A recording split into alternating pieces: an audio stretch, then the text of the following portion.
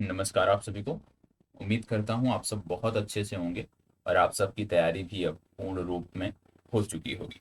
आपकी तैयारी के क्विक रिवीजन के लिए, अपनी तैयारियों को जांचने के लिए, उनकी कमियों को परखने के लिए लगातार टेस्ट सीरीज चल रही है जिससे आपको जुड़ना चाहिए। और टेस्ट सीरीज इस समय बहुत अच्छी हो रही है, बहुत अच्छे प्रश्न उसमें रखे जा रहे हैं, तो निश्चित रूप से आपको उससे जुड़ना चाहिए।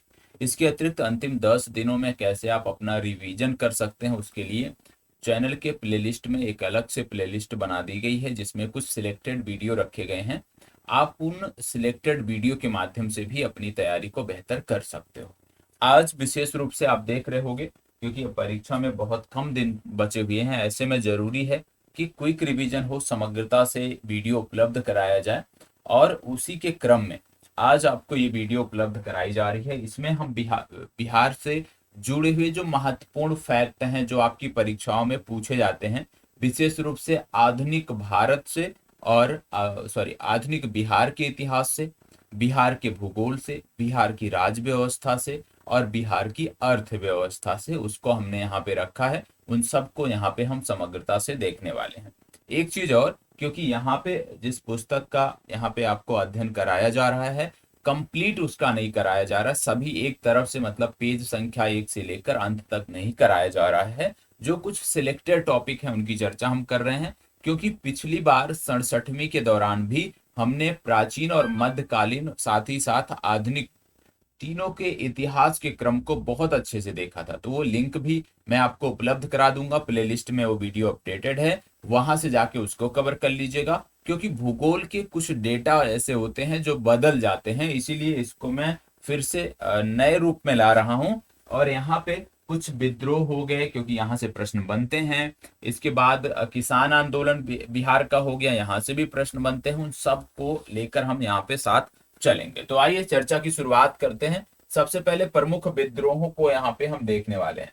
और प्रमुख विद्रोहों के क्रम में सबसे पहले देखने को मिल रहा है जो प्रीलिम्स को ले, क्योंकि यहाँ पे याद रखिएगा ये जो चीजें आप देख रहे हो ये प्रीलिम्स के संदर्भ में देख रहे हो। तो प्रमुख विद्रोह में सबसे पहले आपको देखने को मिल रहा है नूनिया विद्रोह। नूनिया विद्रोह की बात करें तो 1770 से 1800 ईस्वी के बीच हुआ था। किस क्षेत्र में हुआ था उसकी बात करें तो तिरहुत, हाजीपुर, सारण और पूर्णिया के क्षेत्र में यह विद्रोह हुआ था। कारण इसका क्या था? कारण इसका था सोरा का व्यापार, क्योंकि ये जो जनजाति, ये जो आप कह सकते हो नूनिया समुदाय के लोग थे, ये सोरा का व्यापार करते थे और इसी को लेकर ये विद्रोह हुआ था। मुख्य परीक्षा के संदर्भ में इसके बारे में मैं डिटेल से बताऊंगा, ठीक है। तो ये नूनिया समुदाय द्वारा हुआ था, सिर्फ इतना आपको याद रखना है। इसके बाद दूसरा आपको देखने को यहाँ पे मिल रहा है पहाड़िया विद्रोह। पहाड़िया विद्रोह की वर्ष की बात करें तो 1772 से 1780 के मध्य ये विद्रोह हुआ था। कहाँ पे हुआ था? स्थान की बात करें तो संथाल परगना के क्षेत्र में ये विद्रोह हुआ था। नेतृत्व कर्ता की बात करें तो करिया पुलहर, चेंगरू, संवरिया आदि इसके नेतृत्व करता थे। परिणाम इसमें क्या रहा? पहाड़िया सरदार प्लस अंग्रेजों के मध्य एक समझौता हुआ। और इस समय यदि अंग्रेज प्रशासक की बात करें कौन से थे, तो यहाँ पे अगस्टस क्लीवलैंड जो है वो अंग्रेज प्रशासक थे। तो सिर्फ और सिर्फ विद्रोहों के क्रम में पहला तो वर्ष आपको याद रखने की जरूरत होती है, दूसरा स्थान आपको याद रखने की जरूरत होती है, तीसरा कुछ व्यक्ति यदि उससे जुड़े हुए हैं तो उन प्रमुख व्यक्तियों के बारे में आपको याद रखना जरूरी होता है। और यदि वह विद्रोह किसी विशेष उद्देश्य के साथ है तो वो उद्देश्य भी आपको याद रखना होता है। सिर्फ इतना ही आपको इसमें पता होना चाहिए जब आप विद्रोहों का जिक्र करते हैं। अगला आपको देखने को मिल रहा है यहाँ पे तमाड़ विद्रोह। तमाड़ विद्रोह यहाँ पे देखने को मिल रहा है। तमाड़ विद्रोह की बात करें तो यहाँ पे आप देखोगे कि तमाड़ विद्रोह 1789 से 1832 ईस्वी के मध्य हुआ था। कब हुआ था? 1789 से 1832 ईस्वी के मध्य हुआ था। क्षेत्र कौन सा था? तो इसका छोटा नागपुर का क्षेत्र था। और ये संबंधित किससे था? ये उरांव जनजाति से संबंधित था, ठीक है। कारण क्या था? जमींदारों का विरोध इनका कारण था। नेतृत्वकर्ता कौन थे? विष्णु मुंडा और मौजी मुंडा इनके नेतृत्व करता थे। तो तमाड़ विद्रोह, तामड़ विद्रोह 1789 से 1832 ईस्वी के मध्य, क्षेत्र कौन सा था? छोटा नागपुर का जो पठारी क्षेत्र है वो देखने को मिलता था। फिर इसके बाद ताना भगत आंदोलन। ताना भगत आंदोलन की बात करें तो 1914 ईस्वी में स्वतंत्रता तक यह आंदोलन चला था। प्रारंभिक नाम इसका था कुरुख धर्म और नेतृत्वकर्ता कौन थे? ज्योतिराव भगत इसके नेतृत्वकर्ता थे। इसकी प्रकृति क्या थी? धार्मिक एवं आर्थिक सुधार आंदोलन था, ये आपको पता होना चाहिए। यह एक धार्मिक एवं आर्थिक सुधार आंदोलन था जो ज्योतिराव भगत के नेतृत्व में वर्ष 1914 से प्रारंभ किया गया था। आगे बढ़ते हैं तो आपको देखने को मिलता है जो महत्वपूर्ण विद्रोह अब यहाँ पे है, जैसे कोल विद्रोह है। कोल विद्रोह बहुत पूछा जाता है, ठीक है, तो इसको देख लेते हैं। वहाबी आंदोलन देख लेते हैं। सबसे पहली बात आती है वहाबी आंदोलन, ठीक है। वहाबी आंदोलन की बात सबसे पहले हम करेंगे। वहाबी आंदोलन की जब बात करते हैं तो सबसे पहले इसके जो प्रमुख नेता थे, जैसे मैंने कहा कि कोई भी विद्रोह होता है तो नेता महत्वपूर्ण होते हैं, तो इसके नेता थे विलायत अली खां, इनायत अली, शाह मोहम्मद हुसैन और फरहत हुसैन, ये इसके प्रमुख नेता थे। प्रमुख केंद्र यदि हम बात करें तो प्रमुख केंद्र इसका पटना हुआ करता था। भारत में संस्थापक की बात करें वहाबी आंदोलन के तो सैयद अहमद बरेलवी का नाम आता है, जिन्होंने वहाबी आंदोलन की शुरुआत की थी। इसके संस्थापक माने जाते हैं। प्रवर्तक कौन थे? तो इसके प्रवर्तक थे मोहम्मद अब्दुल वहाब, ये अरब के थे, ये इसके प्रवर्तक थे। तो प्रमुख नेता, प्रमुख केंद्र और इसके संस्थापक राष्ट्रीय संदर्भ में कौन थे, ये आपको पता होना चाहिए। बात आती है कोल विद्रोह की। कोल विद्रोह की बात करते हैं तो 1831 से 1832 का समय आपको याद रखना है। क्षेत्र यदि हम बात करें तो छोटा नागपुर का क्षेत्र याद रखना है। कारण की यदि हम बात करें तो चावल की शराब पर उत्पादन शुल्क लगाने के बाद जो है ये विद्रोह हुआ था, यह आपको याद होना चाहिए। सिंगराई मानकी के अधिकार छिन जाना, दिकुओं द्वारा शोषण इसका एक कारण था। नेतृत्वकर्ता की बात करते हैं इसमें तो बुद्धू भगत और गंगा नारायण इसके नेतृत्वकर्ता थे। परिणाम क्या रहा? विनियमन रेगुलेशन का आरोपण, ब्रिटिश प्रशासक कैप्टन थॉमस विल्किंस, आप समझ सकते हो कि यहाँ पे क्या हुआ, विनियमन रेगुलेशन का आरोपण कर दिया गया और उस समय ब्रिटिश प्रशासक थे कैप्टन थॉमस विल्किंसन, ठीक है। तो सिर्फ इतना याद रखिएगा कि कोल विद्रोह छोटा नागपुर के क्षेत्र से संबंधित है, नेतृत्व करना बुद्धू भगत और गंगा नारायण। उद्देश्य क्या था इस विद्रोह का, क्यों हुआ, ये भी आपने समझ लिया। अगला देखने को मिलता है इसमें संथाल विद्रोह। संथाल विद्रोह, संथाल विद्रोह की जब बात करते हो तो आप जानते हैं दामिन एकोह के क्षेत्र में ये विद्रोह हुआ था। इसमें कौन कौन से एरिया आज के समय में आते हैं आपको पता होना चाहिए। नेतृत्वकर्ता इसके कौन थे? सिद्धू, कानू, चांद और भैरव, ये चार भाई इसके नेतृत्वकर्ता थे। और इस समय यदि हम बात करें तो प्रमुख अंग्रेज प्रशासक जो था उसका नाम था कैप्टन अलेक्जेंडर। परिणाम क्या हुआ? दामिन एकोह का नाम परिवर्तित हो गया और नया नाम संथाल परगना रखा गया। संथाल परगना काश्तकारी अधिनियम भी 1860 में पारित किया गया। तो यह भी आपको पता हो गया संथाल विद्रोह कब हुआ था, 1855 से 1856 के। फिर इसके बाद बात आती है लोटा विद्रोह की, 1856 से संबंधित है, मुजफ्फरपुर जेल से संबंधित है। जेल में पीतल की जगह मिट्टी का लोटा देने से संबंधित ये विद्रोह था, ये आपको पता होना चाहिए। इसके बाद फिर बात आती है बिहार में 1857 की क्रांति। अब 1857 की जब क्रांति की आप बात करते हो तो सबसे पहले आपको देखने को मिलता है इसमें रोहिणी विद्रोह। रोहिणी विद्रोह की बात करते हैं तो याद रखिएगा देवघर जिला वर्तमान झारखंड में रोहिणी ग्राम में ये विद्रोह हुआ था। और समय क्या था? 12 जून 1857 का। सेना की 32वीं रेजिमेंट ने ये विद्रोह शुरू किया था, ठीक है। अंग्रेज अधिकारी कौन थे? तो विलियम पटना के commissioner, major general Lloyd Danapur सैन्य मुख्यालय के प्रमुख हुआ करते थे। आगे बढ़ते हैं तो कुछ चीजें और आपको देखने को मिलती है। जैसे बात आती है जब 1857 के विद्रोह की तो एक कॉमन सा प्रश्न पूछा जाता है कि पटना में विद्रोह का नेतृत्व किसने किया। पटना में विद्रोह के नेतृत्व की बात करें तो इसके नेतृत्व करता थे पीर अली, इनका नाम पता होना चाहिए। समय क्या था? 3 जुलाई 1857 को। और अंग्रेज अधिकारी कौन थे? अंग्रेज अधिकारी थे टेलर, ठीक है, इनका नाम है आपको याद रखना।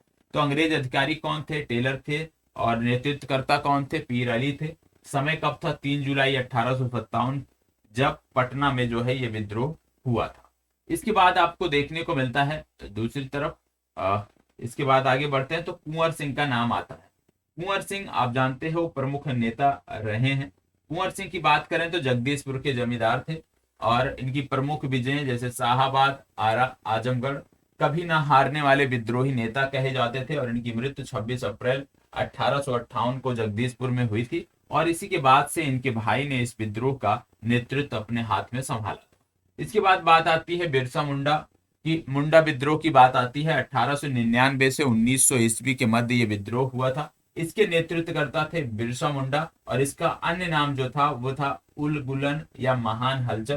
कारण क्या था? सामूहिक खेती खूट कट्टी की परंपरा का दिकुओं द्वारा अतिक्रमण इसका प्रमुख कारण था और सैलर के पहाड़ी पर अंग्रेजों से ये पराजित हुए थे। तो ये आपको पता हो गया मुंडा विद्रोह। सिर्फ वर्ष याद रखना है किसके नेतृत्व में शुरू हुआ था, उतना यदि याद रखते हो तो आपको समस्या नहीं हो। अब यहाँ पे बात आती है बिहार में किसान आंदोलनों की। आप जानते हैं बिहार के किसान आंदोलनों से संबंधित प्रश्न आपकी परीक्षाओं में लगातार पूछे जाते रहे हैं। बिहार में किसान आंदोलनों की बात करते हैं तो सबसे पहले बात आती है चंपारण सत्याग्रह की। चंपारण सत्याग्रह की जब बात करते हो आप तो वर्ष 1917 की बात आती है। इसके नेता की यदि हम बात करें तो महात्मा गांधी इसके नेता थे। कारण इसका क्या था? तिनकठिया प्रथा के विरोध में जो है ये विद्रोह हुआ था। इसके बाद बात आती है किसान सभा की। किसान सभा की जो गठन हुआ या उसकी बात करते हैं तो वर्ष 1922 से 23 का वर्ष याद रखना है। स्थान था मुंगेर। अध्यक्ष इसके थे शाह मोहम्मद और उपाध्यक्ष थे श्री कृष्ण सिंह व सिद्धेश्वरी चौधरी। सचिव इसमें थे नंद कुमार सिंह, ये आपको पता होना चाहिए।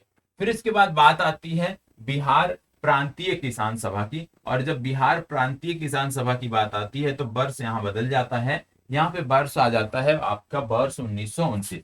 वर्ष 1929 से संबंधित है बिहार प्रांतीय किसान सभा। स्थान कहाँ पे है? सोनपुर मेला क्षेत्र। अध्यक्ष इसके थे स्वामी सहजानंद सरस्वती और सचिव थे श्री कृष्ण सिन्हा। तो याद रखिएगा बिहार प्रांतीय किसान सभा के बारे में अक्सर पूछा जाता है। तो इसके अध्यक्ष थे स्वामी सहजानंद सरस्वती और सचिव थे श्री कृष्ण सिन्हा। बिहार प्रांतीय किसान सभा के सम्मेलन की बात करते हैं तो आइए देख लेते हैं। पहला सम्मेलन यदि हम बात करें तो सोनपुर में हुआ। अध्यक्ष थे सहजानंद सरस्वती। वर्ष 1929 में यह सम्मेलन हुआ। दूसरा सम्मेलन इसका जो था वो वर्ष 1934 में हुआ। कहां पर हुआ? गया में हुआ और इसके अध्यक्ष थे पुरुषोत्तम दास टंडन। तीसरा सम्मेलन यदि हम बात करें तो वर्ष 1935 में हुआ। स्थान हाजीपुर था और इसके अध्यक्ष थे स्वामी सहजानंद सरस्वती। तो याद रखिएगा कि इसके दो सम्मेलन, बिहार प्रांतीय किसान सभा के दो सम्मेलनों की अध्यक्षता स्वामी सहजानंद सरस्वती ने की थी। एक था पहला सम्मेलन जो कि सोनपुर क्षेत्र में हुआ वर्ष 1929 में, और एक था तीसरा सम्मेलन जो वर्ष 1935 में हुआ। कहां पे हुआ? हाजीपुर में हुआ। इन दोनों की अध्यक्षता स्वामी सहजानंद सरस्वती ने की थी। और दूसरे अधिवेशन की अध्यक्षता जो गया में 1934 में हुआ था उसकी अध्यक्षता किया था पुरुषोत्तम दास टंडन। ठीक है, चले अब बात आती है बिहार में क्रांतिकारी आंदोलन। बिहार में क्रांतिकारी आंदोलनों की जब बात करते हो तो सबसे पहले बाबाजी ठाकुर दास का नाम आता है और इन्होंने पटना में रामकृष्ण सोसाइटी की स्थापना की थी वर्ष 1906 से 1907। फिर इसके बाद बात आता है मजहरुल हक का नाम आता है। मजहरुल हक ने सदाकत आश्रम की स्थापना की थी और दी मदरलैंड समाचार पत्र का इन्होंने संपादन किया था। आगे बढ़ते हैं। बिहार के प्रमुख क्रांतिकारियों के बारे में जब हम बात करते हैं तो बात आती है सचिंद्र नाथ सान्याल की। सचिंद्र नाथ सान्याल की बात करें तो सबसे पहले आपको पता होना चाहिए कि सचिंद्र नाथ सान्याल की जब बात होती है तो बनारस षड्यंत्र केस के तहत इनको काला पानी की सजा हुई थी और बंदी जीवन पुस्तक का इन्होंने लेखन भी किया था। इसके बाद आपको देखने को मिलता है कि पटना में अनुशीलन समिति की शाखा की स्थापना भी वर्ष 1913 में जो है इन्हीं के द्वारा की गई थी। ये आपको पता होना चाहिए।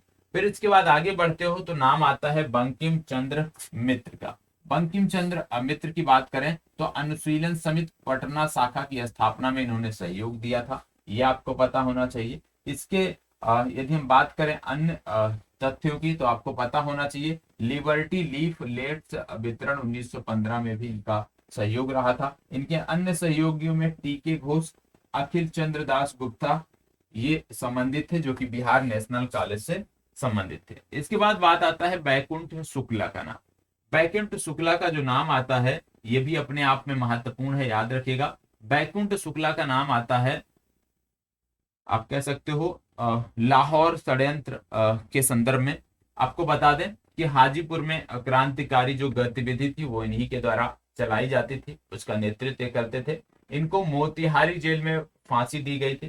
क्यों दी गई थी? क्योंकि लाहौर षड्यंत्र के एक गवाह थे, उसकी इन्होंने हत्या कर दी थी। तो लाहौर षड्यंत्र के गवाह की हत्या के कारण इनको मोतिहारी में फांसी दी गई थी। तो बैकुंठ शुक्ला का भी नाम याद रखना है, यह हाजीपुर में क्रांतिकारी गतिविधियों से संबंधित।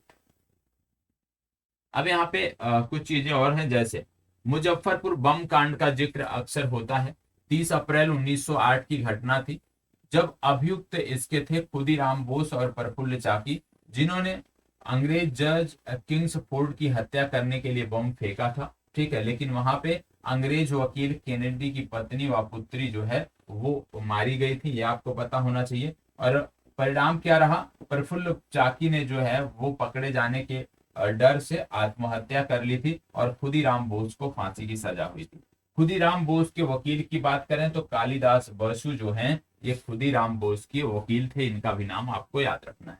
तो मुजफ्फरपुर बम कांड से कौन जुड़ता है, खुदीराम बोस और प्रफुल्ल चाकी जुड़ते हैं, और इनमें खुदीराम बोस को फांसी की सजा होती है, प्रफुल्ल चाकी आत्महत्या कर लेते हैं। और याद रखना है कालिदास बसु जो हैं वो खुदीराम बोस के वकील थे। फिर बात आती है होम रूल लीग। अब होम रूल लीग के बारे में आपने पढ़ा ही होगा, लेकिन यहाँ पे बिहार में होम रूल लीग की बात की जा रही है। बिहार में होम रूल लीग की जब बात करते हो तो आपको पता होना चाहिए बांकीपुर जो पटना है, यहाँ पे इसकी स्थापना हुई थी। कब, 16 दिसंबर 1916 को स्थापना हुई थी, और इसके अध्यक्ष थे मजहरुल हक। तो याद रखना है, बिहार में होम रूल आंदोलन जो आगे बढ़ा उसके अध्यक्ष थे मजहरुल हक, ये आपको पता होना चाहिए। और इनके मुजफ्फरपुर जो शाखा थे उसके संस्थापक थे जनकधारी प्रसाद, ये भी आपको पता होना चाहिए। ठीक है, चलिए आगे बढ़ते हैं।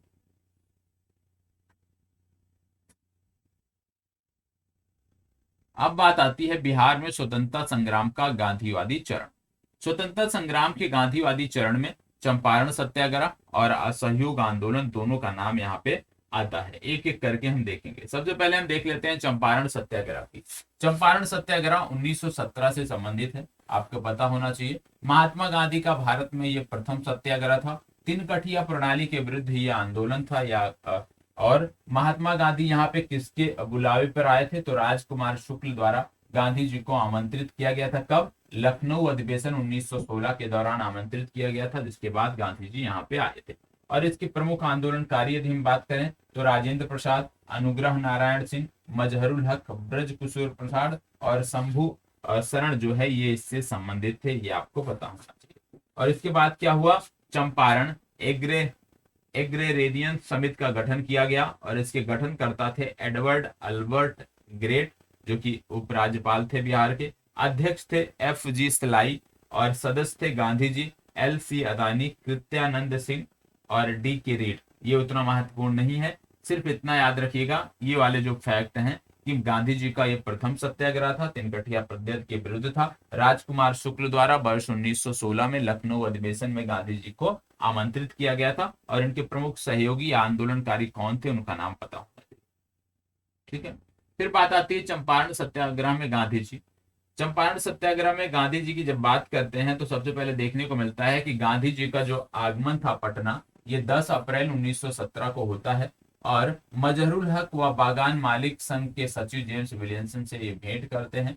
फिर मोतिहारी आगमन होता है 15 अप्रैल 1917 को। बेतिया आगमन होता है 22 अप्रैल 1917 को, और हजारीबाग हजारीमल धर्मशाला में इन्होंने विश्राम किया। इसके बाद बात आती है चंपारण एग्रेरियन एक्ट 1918 पारित किया गया। जब महात्मा गांधी ने यहाँ पे संघर्ष किया तो जाके ये एक्ट पारित किया गया था। और इसके बाद मोतिहारी आश्रम का शिलान्यास भी गांधी जी ने 24 मई 1918 को किया था। तो ये जो है संबंध था महात्मा गांधी का।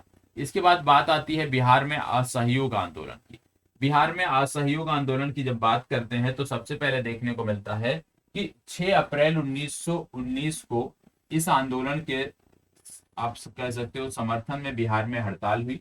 महात्मा गांधी द्वारा बिहार में राष्ट्रीय महाविद्यालय व बिहार विद्यापीठ का उद्घाटन किया गया। प्रिंस ऑफ वेल्स के पटना आगमन पर हड़ताल हुई। प्रमुख नेता कौन थे, तो शाह मोहम्मद जुबैर और गुलाम इमाम, गोरख प्रसाद, डॉक्टर राजेंद्र प्रसाद और धरणीधर प्रसाद आदि जो है ये प्रमुख नेता थे। इसके बाद आपको पता होगा कि बिहार स्वराज दल का भी गठन किया गया, और बिहार स्वराज दल का गठन वर्ष 1923 में किया गया था, जिसके अध्यक्ष थे नारायण प्रसाद। ये आपको पता होना चाहिए। आगे बढ़ते हैं तो देखने को मिलता है कि यहाँ पे बोला जा रहा है इमारत ए सरिया फुलवारी का गठन किसने किया? तो इसका गठन किया मौलाना सज्जाद ने। फिर बात आता है कांग्रेस का गया अधिवेशन। तो कांग्रेस का गया अधिवेशन वर्ष 1922 से संबंधित है, जिसकी अध्यक्षता किया था चित्तरंजन दास ने। इसके बाद स्वराज दल का गठन किया गया और शाहबाद से नसबंदी आंदोलन को प्रारंभ किया गया था। ये भी आपको पता होना चाहिए, नशाबंदी आंदोलन का प्रारंभ जो है वो शाहबाद से किया गया था। आगे बढ़ते हैं तो देखने को मिलता है बिहार में साइमन कमीशन का बहिष्कार। बिहार में साइमन कमीशन के जब बहिष्कार की बात करते हैं तो इसमें सबसे पहले देखने को मिलता है लीडर्स मैनिफेस्टो पर हस्ताक्षर कब हुआ? 1 नवंबर 1927 को। लीडर्स मैनिफेस्टो पर हस्ताक्षर करने वाले बिहार के नेता कौन थे? पूछा जा सकता है। अली इमाम, सच्चिदानंद सिन्हा एवं इस्माइल खां जो है ये नेता थे जिन्होंने लीडर्स मैनिफेस्टो पर हस्ताक्षर किए थे। अली इमाम की अध्यक्षता में पटना में सर्वदलीय सभा का आयोजन किया गया था और आयोग के सदस्यों का पटना जो आगमन था वो 12 दिसंबर वर्ष 1928 को हुआ और इसका स्वागत किसने किया? महाराजा डुमराव द्वारा जो है इसका स्वागत किया गया। तो ये जानकारी आपको होनी चाहिए। आगे बढ़ते हैं तो बिहार में सविनय अवज्ञा आंदोलन की बात आती है। ठीक है, अब बिहार में जब सविनय अवज्ञा आंदोलन की बात आती है तो सबसे पहले आपको पता होगा सविनय अवज्ञा आंदोलन की जब बात करते हैं बिहार में तो आपको ये जानकारी होगी कि दांडी यात्रा में बिहार के प्रतिभागी कौन थे? जिनका नाम है गिरिवरधारी चौधरी। पूछा जाता है या कारो बाबू, बहुत महत्वपूर्ण फैक्ट है। ठीक है, कि दांडी यात्रा में बिहार के प्रतिभागी कौन थे? गिरिवरधारी चौधरी एकमात्र प्रतिभागी थे।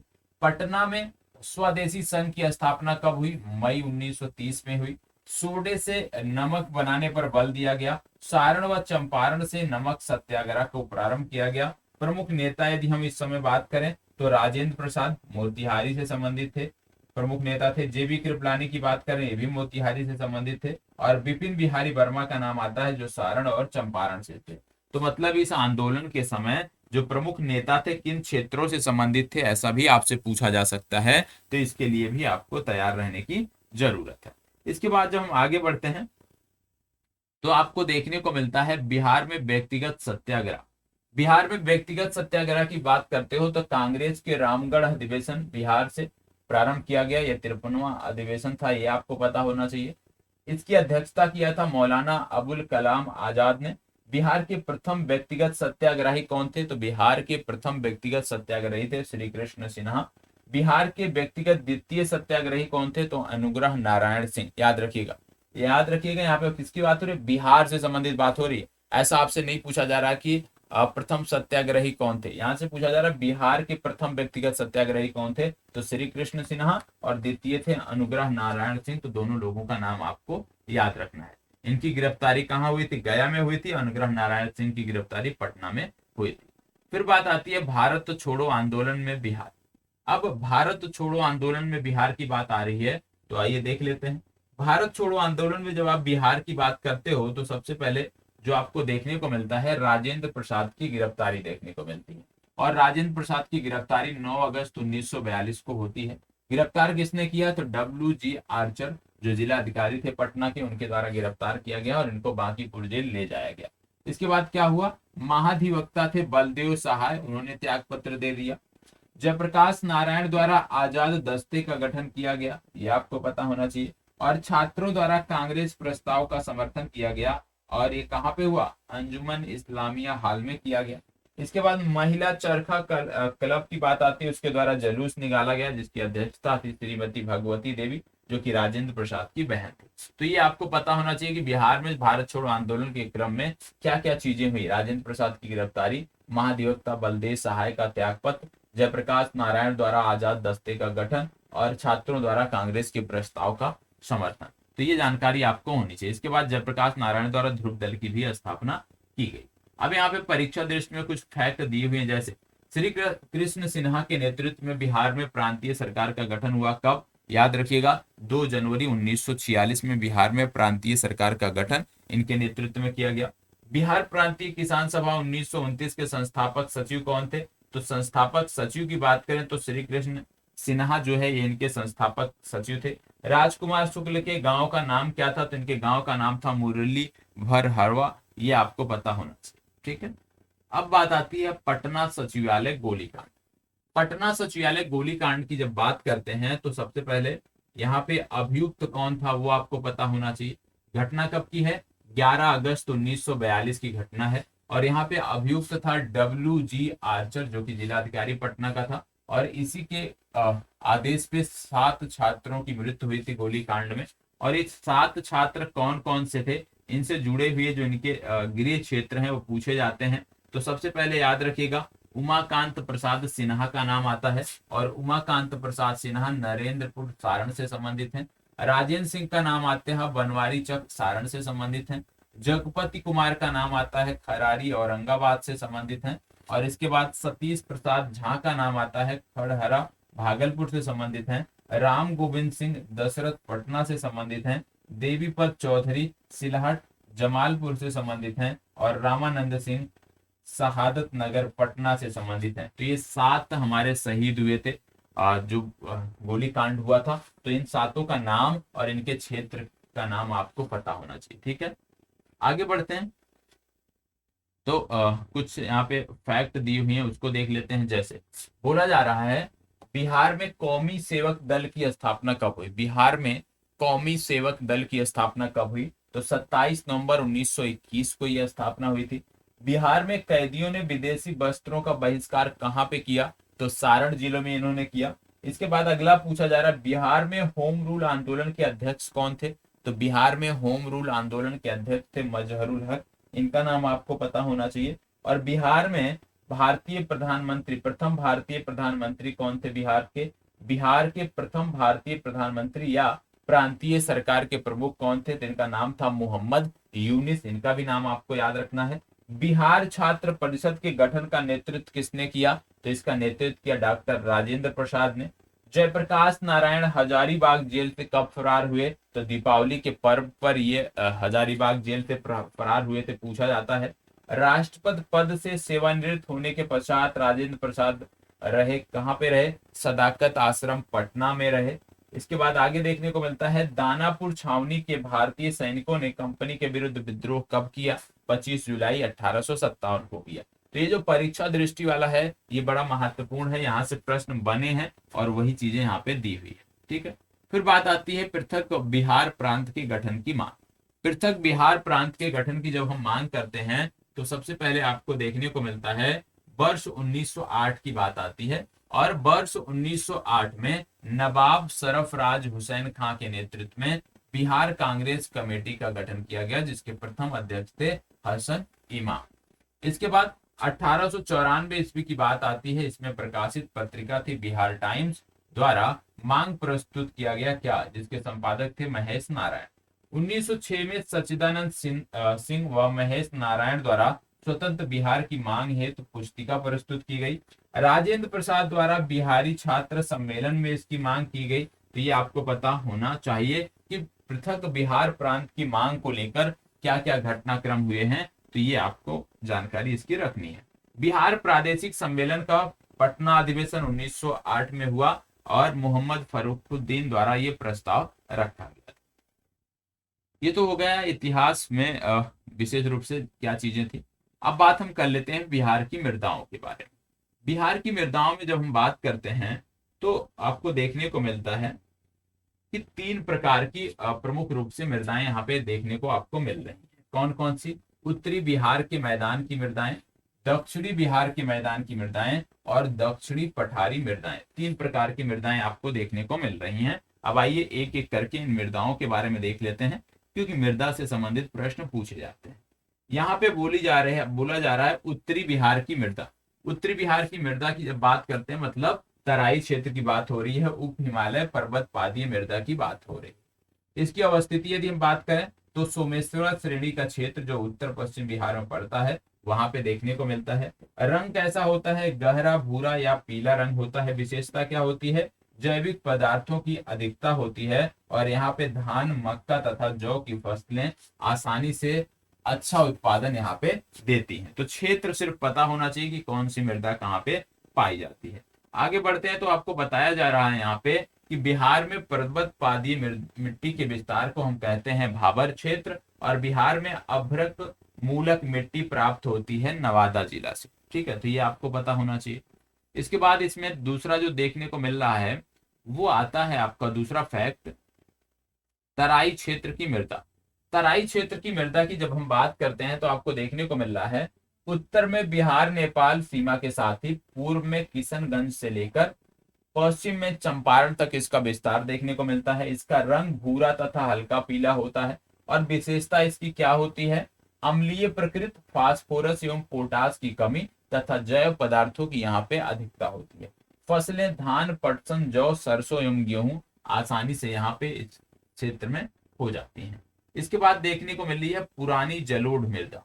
पुरानी जलोढ़ मृदा की बात करें तो इसको आप बांगर कहते हो। इसकी अवस्थिति कहाँ पे है, तो गंगा के दक्षिणी मैदान में रोहतास से लेकर गया, पटना, मुंगेर एवं भागलपुर तक इसका विस्तार है। इसका भी रंग गाढ़ा भूरा या हल्का काला होता है। विशेषता क्या है, चूना एवं पोटास की अधिकता, फास्फोरस, ह्यूमस और नाइट्रोजन की यहाँ पे कमी होती है। प्रमुख फसलों की बात करें तो गन्ना, मक्का, धान, गेहूं एवं जूट प्रमुख फसलें। इसके बाद बात आती है नवीन जलोढ़ मृदा। नवीन जलोढ़ मृदा की बात करें, इसको आप खादर बोलते हो। यहाँ पे यदि हम बात करें तो इसकी अवस्थिति कोसी क्षेत्र में पूर्णिया और सहरसा तथा दरभंगा और मुजफ्फरपुर से चंपारण तक के उत्तरी पश्चिमी भाग तक है। रंग इसका क्या है, गहरा भूरा एवं काला है। विशेषताएं क्या है, चीका की अधिकता है, नमी धारण करने की क्षमता है और उर्वरता भी देखने को मिलती है। प्रमुख फसलें कौन सी हैं, धान, गन्ना, गेहूं, मक्का एवं दलहन, ये प्रमुख फसलें। इसके बाद अगला देखने को मिलता है बल सुंदरी मृदा।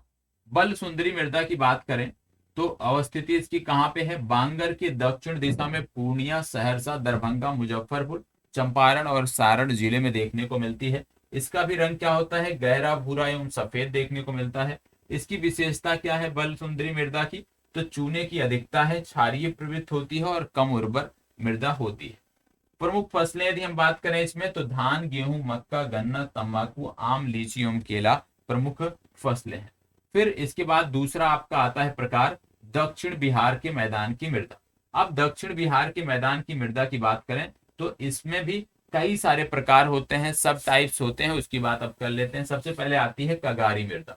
कगारी मृदा की जब बात करते हैं तो इसकी अवस्थिति गंगा के दक्षिणी एवं सोन, क्यूल व फल्गु नदियों के किनारे पर देखने को मिलती है। इसका भी रंग भूरा देखने को मिलता है। विशेषता क्या है, चूने की यहाँ पे अधिकता होती है और प्रमुख फसलें यहाँ पे हैं सरसों, जौ, दाल, मक्का एवं विभिन्न सब्जियां यहाँ की प्रमुख फसलें। दूसरा इसका जो प्रकार है वो है टाल मृदा। टाल मृदा की बात करें तो बक्सर, मुंगेर, पटना एवं भागलपुर जिले जो है इससे संबंधित हैं। इसका भी रंग होता है धूसर रंग होता है। विशेषता क्या है, जलमग्न क्षेत्र, दोमट व चीका मृदा की प्रधानता, मोटे कण वाली ये मृदा होती है। और प्रमुख फसलों की यदि हम बात करें तो रबी फसल एवं दलहन इसकी प्रमुख फसलें होती हैं। ठीक है, इसके बाद आगे जब हम बात करते हैं तो बात आती है करैल या केवाल मृदा की। इसको करैल मृदा भी बोलते हैं और केवाल मृदा भी बोलते हैं। इसकी अवस्थिति की बात करें तो बक्सर, जहानाबाद, रोहतास, मुंगेर, भोजपुर, पटना, भागलपुर एवं औरंगाबाद जिले में देखने को मिलता है। रंग की बात करें पीला व गहरा भूरा होता है। विशेषता की बात करें तो सिल्ट, बालू एवं किले का मिश्रण होता है।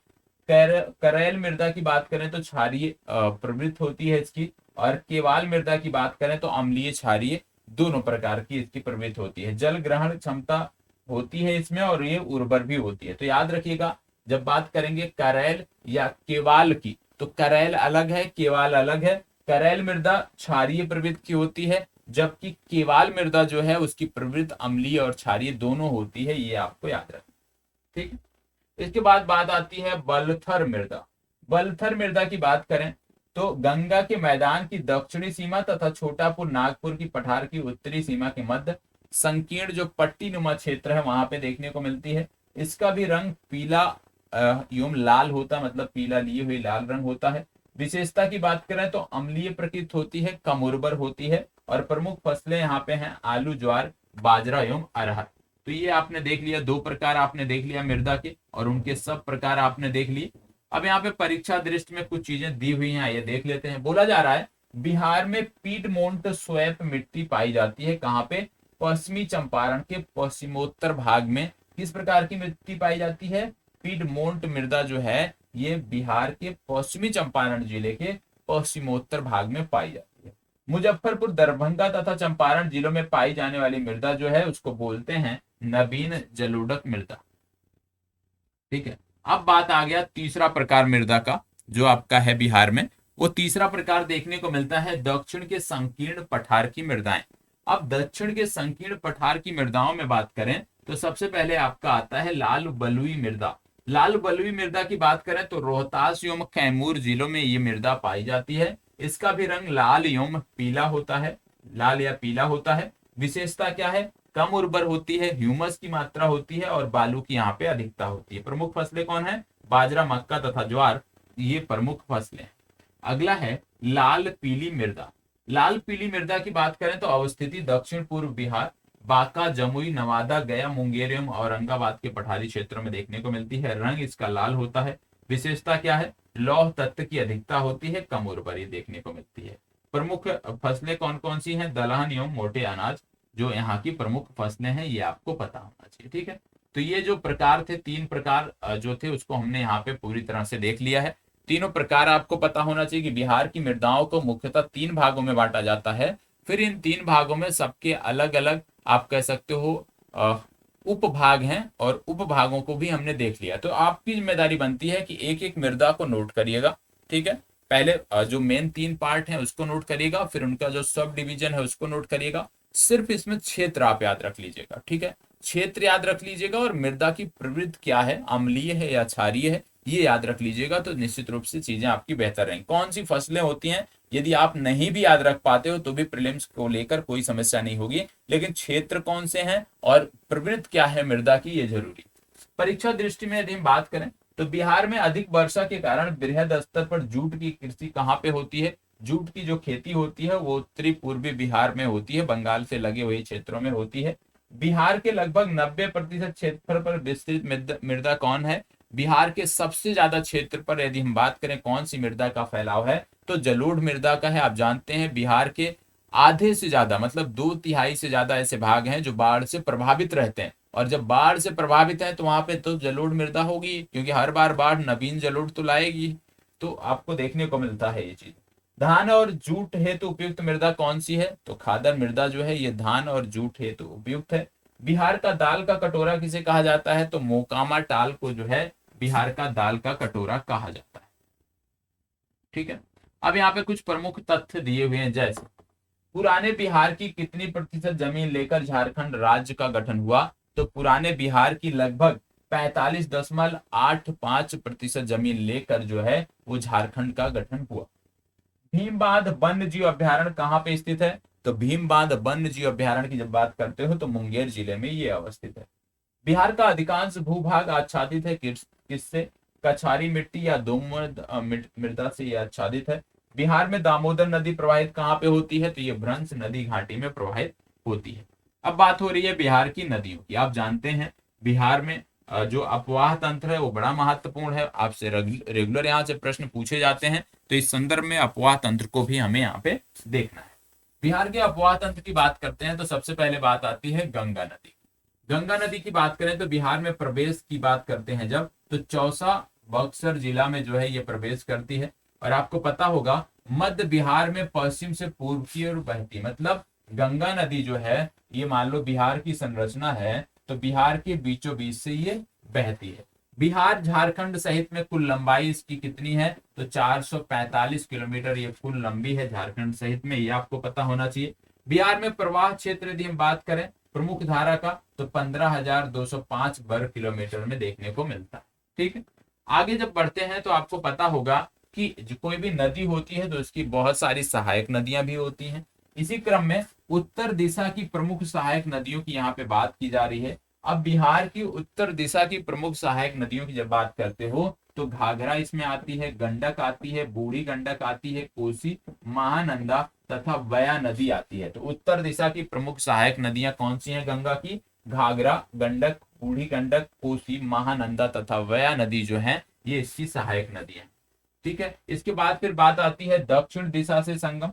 तो दक्षिण दिशा से जो नदियां यहाँ पे आके मिलती हैं वो आपकी सोन नदी है, पुनपुन है, कर्मनाशा है, क्यूल है, फल्गु है, काउथोरा है, धर्मावती है, गंगी तथा बदुआ नदी आदि हैं जो दक्षिण दिशा से मिलती है। तो उत्तर दिशा से कौन सी प्रमुख सहायक नदियां हैं और दक्षिण दिशा से कौन सी नदियां आके मिलती हैं गंगा से, ये दोनों आपको पता होना चाहिए, रटे होने चाहिए। अब यहाँ पे दिया जा रहा है गंगा नदी के किनारे स्थित जिले।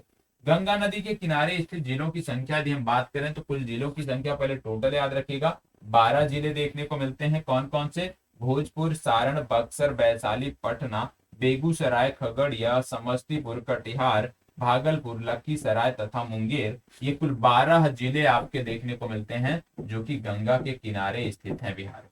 ठीक है, तो इनके उत्तर दिशा की सहायक नदियां, दक्षिण दिशा की सहायक नदियां और इनके स्थित जिलों देख लिया हमने कि कितनी जिला है। सबसे ज्यादा लंबाई कहाँ पे है? तो सबसे ज्यादा गंगा की जो लंबाई है यदि आपसे पूछ लिया जाए किस जिला से होके बहती है, तो आपका पटना जिला है। पटना जिला में गंगा सबसे ज्यादा होके बहती है।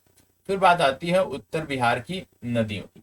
उत्तर बिहार की जो नदियां हैं एक एक करके अब हम देख लेते हैं। सबसे पहले जो नदियां हैं, सबसे पहले गंगा हमने देख लिया। गंगा के बाद फिर हम उत्तर बिहार की नदियां देखेंगे और फिर दक्षिण बिहार की एक एक करके नदियों को हम देखेंगे। अब उत्तर बिहार की नदियों में सबसे पहली नदी आती है गंडक नदी। गंडक नदी की यदि हम बात करें बिहार में प्रवेश कहाँ पे होता है, तो वाल्मीकि नगर जो नेशनल पार्क है वहीं पे प्रवेश होता है, पश्चिमी चंपारण में। ये आपको पता होना चाहिए। बिहार में लंबाई की बात करें तो इसकी लंबाई है 260 किलोमीटर बिहार में। अन्य नाम इसका क्या है? काली गंडक, सदानीरा, गंडकी, नारायणी तथा सालिग्रामी जो है इसके अन्य नाम है। इसमें यदि हम बात करें प्रवाह मार्ग कौन कौन से हैं, तो पश्चिम एवं पूर्वी चंपारण, सारण, गोपालगंज, वैशाली, सीवान तथा मुजफ्फरपुर जिला से होकर ये बहती है। और ये गंगा से कहाँ पे मिलती है? ये हाजीपुर में, हाजीपुर के निकट गंगा से मिल जाती है। विशेष क्या है? उत्तर प्रदेश एवं बिहार की सीमा रेखा बनाने वाली ये नदी है। तो गंडक नदी के संदर्भ में क्या चीजें आपको पता होना चाहिए? गंडक नदी के संदर्भ में सबसे पहले आपको पता होना चाहिए कि ये कहाँ पर बिहार में प्रवेश करती है, बिहार में इसकी लंबाई कितनी है, ठीक है, अन्य नाम इसके कौन से हैं, और सबसे महत्वपूर्ण बात, क्योंकि ये गंगा की ट्रिब्यूटरी है तो गंगा से कहां पर जाकर मिल जाती है। और इसके संबंध में एक फैक्ट यह भी है कि यह उत्तर प्रदेश और बिहार की सीमा का निर्धारण करती है, तो यह भी आपको याद रखना है। आगे बढ़ते हैं तो दूसरी बात आती है घाघरा नदी की या सरयू नदी की। घाघरा या सरयू नदी की बात करें तो बिहार में प्रवेश गुठनी या सिवान जिले में होता है, यह आपको पता होना चाहिए। बिहार में इसकी लंबाई कुल 83 किलोमीटर है और प्रवाह मार्ग की बात करें तो सिवान और सारण से होकर ये बहती है। सहायक नदियों में यदि हम बात करते हैं तो राप्ती और महानदी इसकी सहायक नदियां हैं। विशेष क्या है? प्रायः मार्ग में परिवर्तन, उत्तर प्रदेश एवं बिहार की सीमा रेखा, मतलब आपको देखने को मिलता है कि इसका मार्ग बदलता रहता है और यह भी विशेष रूप से उत्तर प्रदेश और बिहार की सीमा का निर्धारण करती है मार्ग बदलने के बाद भी। संगम कहाँ पे गंगा नदी में होता है? कहाँ पे? सारण में, रेबिलगंज में ये जाके गंगा से मिल जाती है। ठीक है, इसके बाद फिर अन्य नदियों में बात करें तो बूढ़ी गंडक और कोसी नदी की यहाँ पे बात हो रही है। तो आइए देख लेते हैं, सबसे पहले बूढ़ी गंडक के बारे में देख लेते हैं। बूढ़ी गंडक की बात करें तो इसका उद्गम जो है ये चौतरवा बिशंभरपुर पश्चिम चंपारण से होता है, ये आपको पता होना चाहिए। बिहार में लंबाई बात करें तो 320 किलोमीटर लंबी है। सहायक नदियां कौन कौन सी हैं? मसान, बलौर, पंडई, सिकटा, तिलवे, तिऊर, धनौती, कोहरा एवं दंदा इसकी सहायक नदियां हैं। संगम कहाँ पे होता है? गंगा नदी में। कहाँ पे? खगड़िया के निकट जो है ये गंगा से जाके मिल जाती है। विशेषता क्या है? बिहार में गंगा की सबसे लंबी सहायक नदी है, याद रखिएगा, बिहार में गंगा की सबसे लंबी सहायक नदी है और उत्तरी बिहार की तीव्रतम प्रवाह वाली भी नदी है। याद रखना है दो फैक्ट। क्या याद रखना है? कि गंगा की सबसे लंबी सहायक नदी है बूढ़ी गंडक और उत्तरी बिहार की तीव्रतम प्रवाह वाली नदी भी यही है। फिर इसके बाद बात आती है कोसी नदी। और कोसी नदी की जब बात करते हो तो बिहार के लिए महत्वपूर्ण हो जाती है।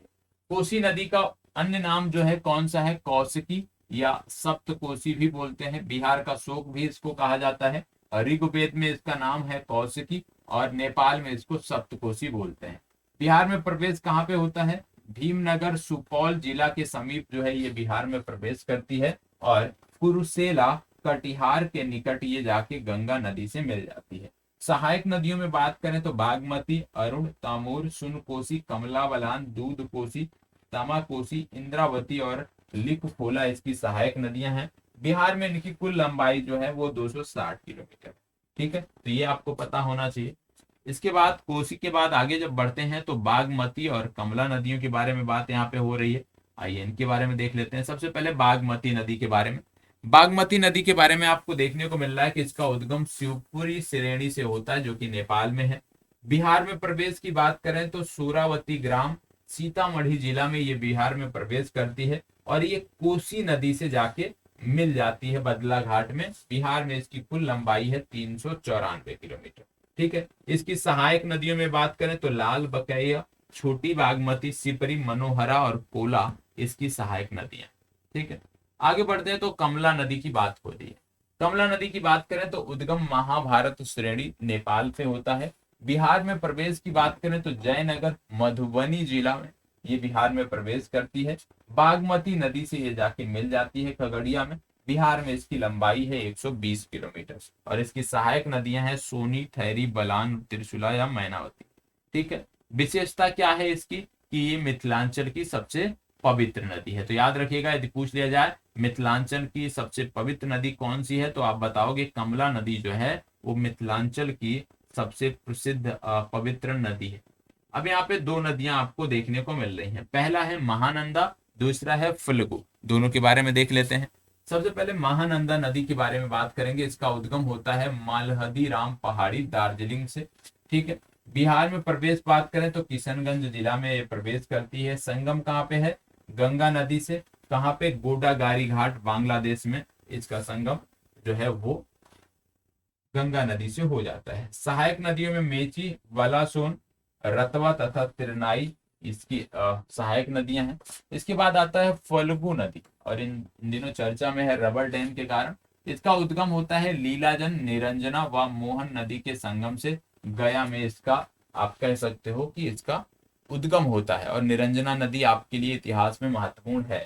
मुहाना इसका कहाँ पे है? पुनपुन नदी ताल क्षेत्र में इसका मुहाना है। शाखाएं कौन सी हैं? धोधर, पूरी, लोकायन तथा धनराजी इसकी शाखाएं हैं। विशेषता क्या है इसकी? इसी नदी के किनारे बुद्ध को ज्ञान की प्राप्ति हुई थी, क्योंकि ये निरंजना नदी से मिलकर बनती है और पितृपक्ष के दौरान पिंडदान के लिए जो है ये नदी प्रसिद्ध है। अब बात आता है दक्षिणी बिहार की नदी। दक्षिणी बिहार की नदियों में सबसे पहले देखने को मिलता है सोन नदी। सोन नदी की बात करते हो तो बिहार में प्रवेश होता है रोहतास जिला में। बिहार में 202 किलोमीटर लंबी ये नदी है। संगम गंगा नदी से मनेर पटना के निकट हो जाता है और इसकी सहायक नदियों में गोपद, रिहंद, बनास, कन्हर और उत्तरी कोयल शामिल है। इसके बाद बात आती है पुनपुन नदी की। पुनपुन नदी की बात करें तो पलामू झारखंड से इसका उद्गम होता है। बिहार में प्रवेश गया जिला में होता है और बिहार में प्रवाह की बात करें तो गया, औरंगाबाद, जहानाबाद, अरवल तथा पटना जिला से होकर ये बहती है। गंगा नदी में फतुहा के निकट ये गंगा में जाके मिल जाती है। बिहार में 235 किलोमीटर इसकी लंबाई। इसके बाद आगे बात करते हैं तो यहाँ पे आपको देखने को मिल रहा होगा अजय नदी। अजय नदी की बात करते हैं तो उद्गम होता है बड़पाड़, जमुई जिला बिहार में। संगम इसका भागीरथी नदी से हो जाता है पश्चिम बंगाल में। बिहार में यह जमुई मुंगेर में होकर बहती है। तो अजय नदी के बारे में पता होना चाहिए। फिर इसके बाद बात आती है सकरी नदी। सकरी नदी की बात करें तो छोटा नागपुर के पठार से ये निकलती है।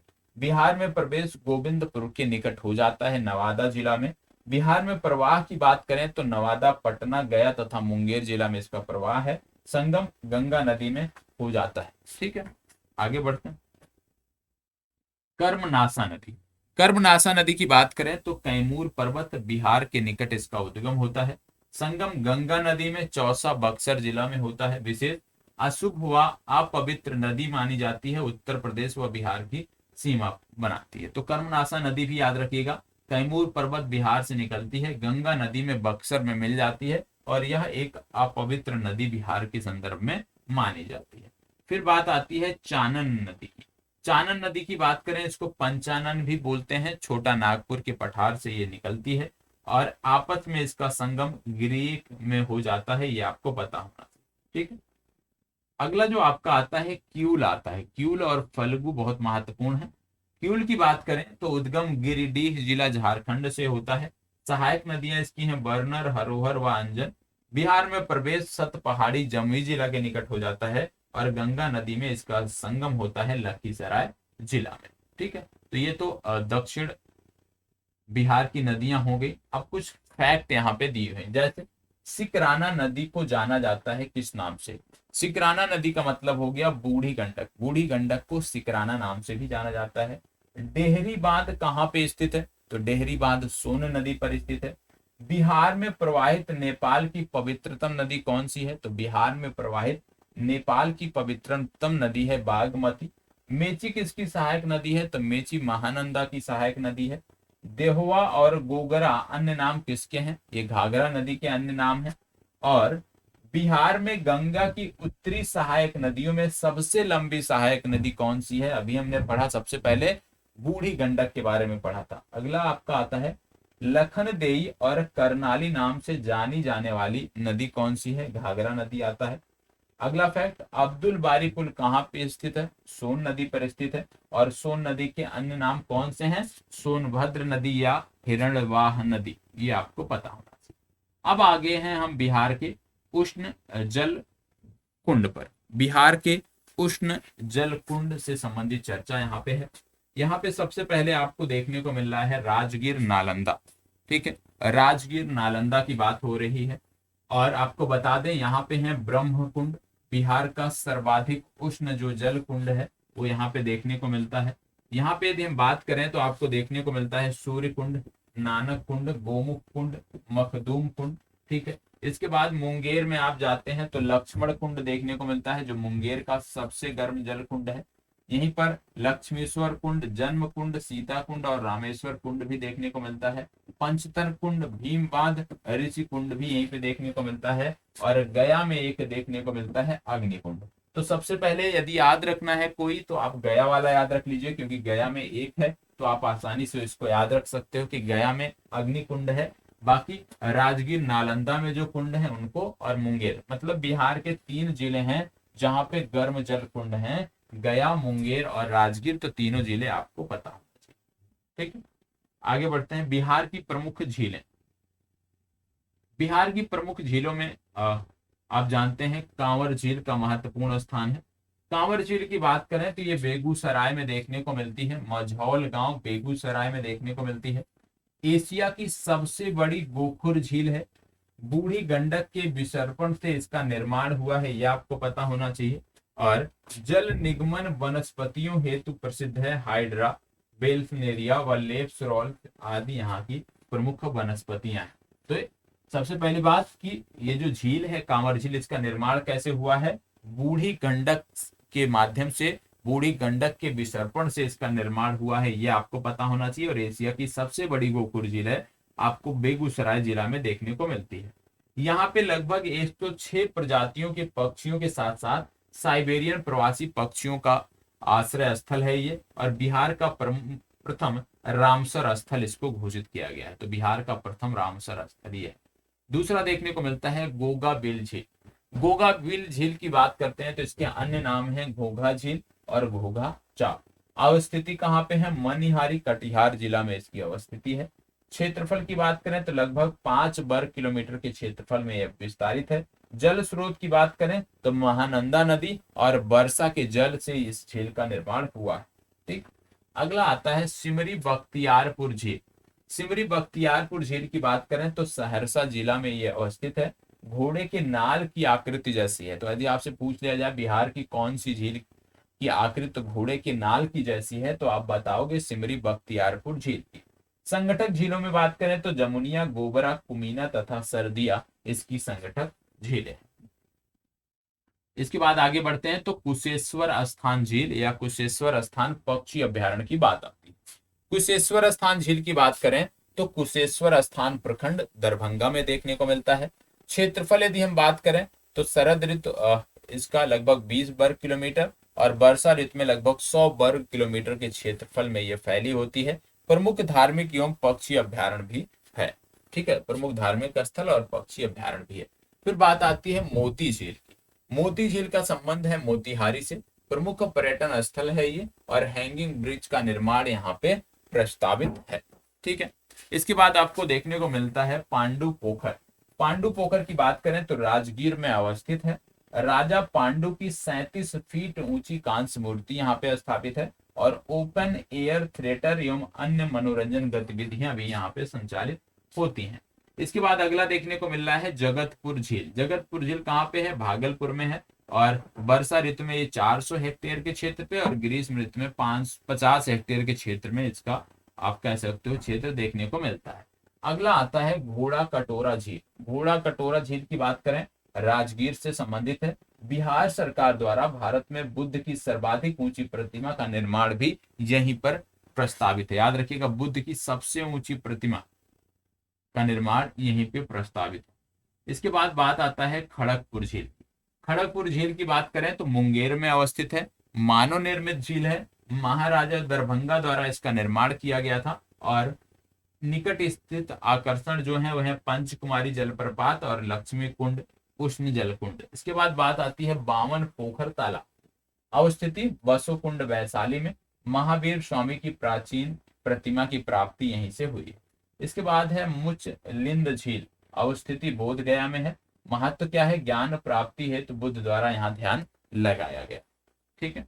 इसके बाद अगला आता है सरैया मान झील। सरैया मान झील की बात करें तो अवस्थिति इसकी बेतिया में है। विशेष क्या है? तट पर लगे जामुन के पेड़ों से झील में गिरने वाले जामुनों के कारण पाचन हेतु स्वास्थ्यप्रद जल जो है यहाँ से मिलता है। तो सरैया मान झील का भी नाम आपको पता होना चाहिए। ठीक है, चलिए अब बात आती है बिहार में वन स्थिति रिपोर्ट। हालांकि वन स्थिति रिपोर्ट कई बार मैंने कराया है, लेकिन यहाँ पे फिर से हम देख लेते हैं। अब बिहार में जब वन स्थिति रिपोर्ट की बात आती है तो ये फैक्ट थोड़ा सा अच्छे से देखिएगा, क्योंकि एक बार देख लोगे तो ये रिपोर्ट हर बार आती नहीं है। ठीक है, 22 में आई नहीं थी, 23 में आएगी। तब तक लिए अभी तक के लिए तो यही आपके लिए महत्वपूर्ण है।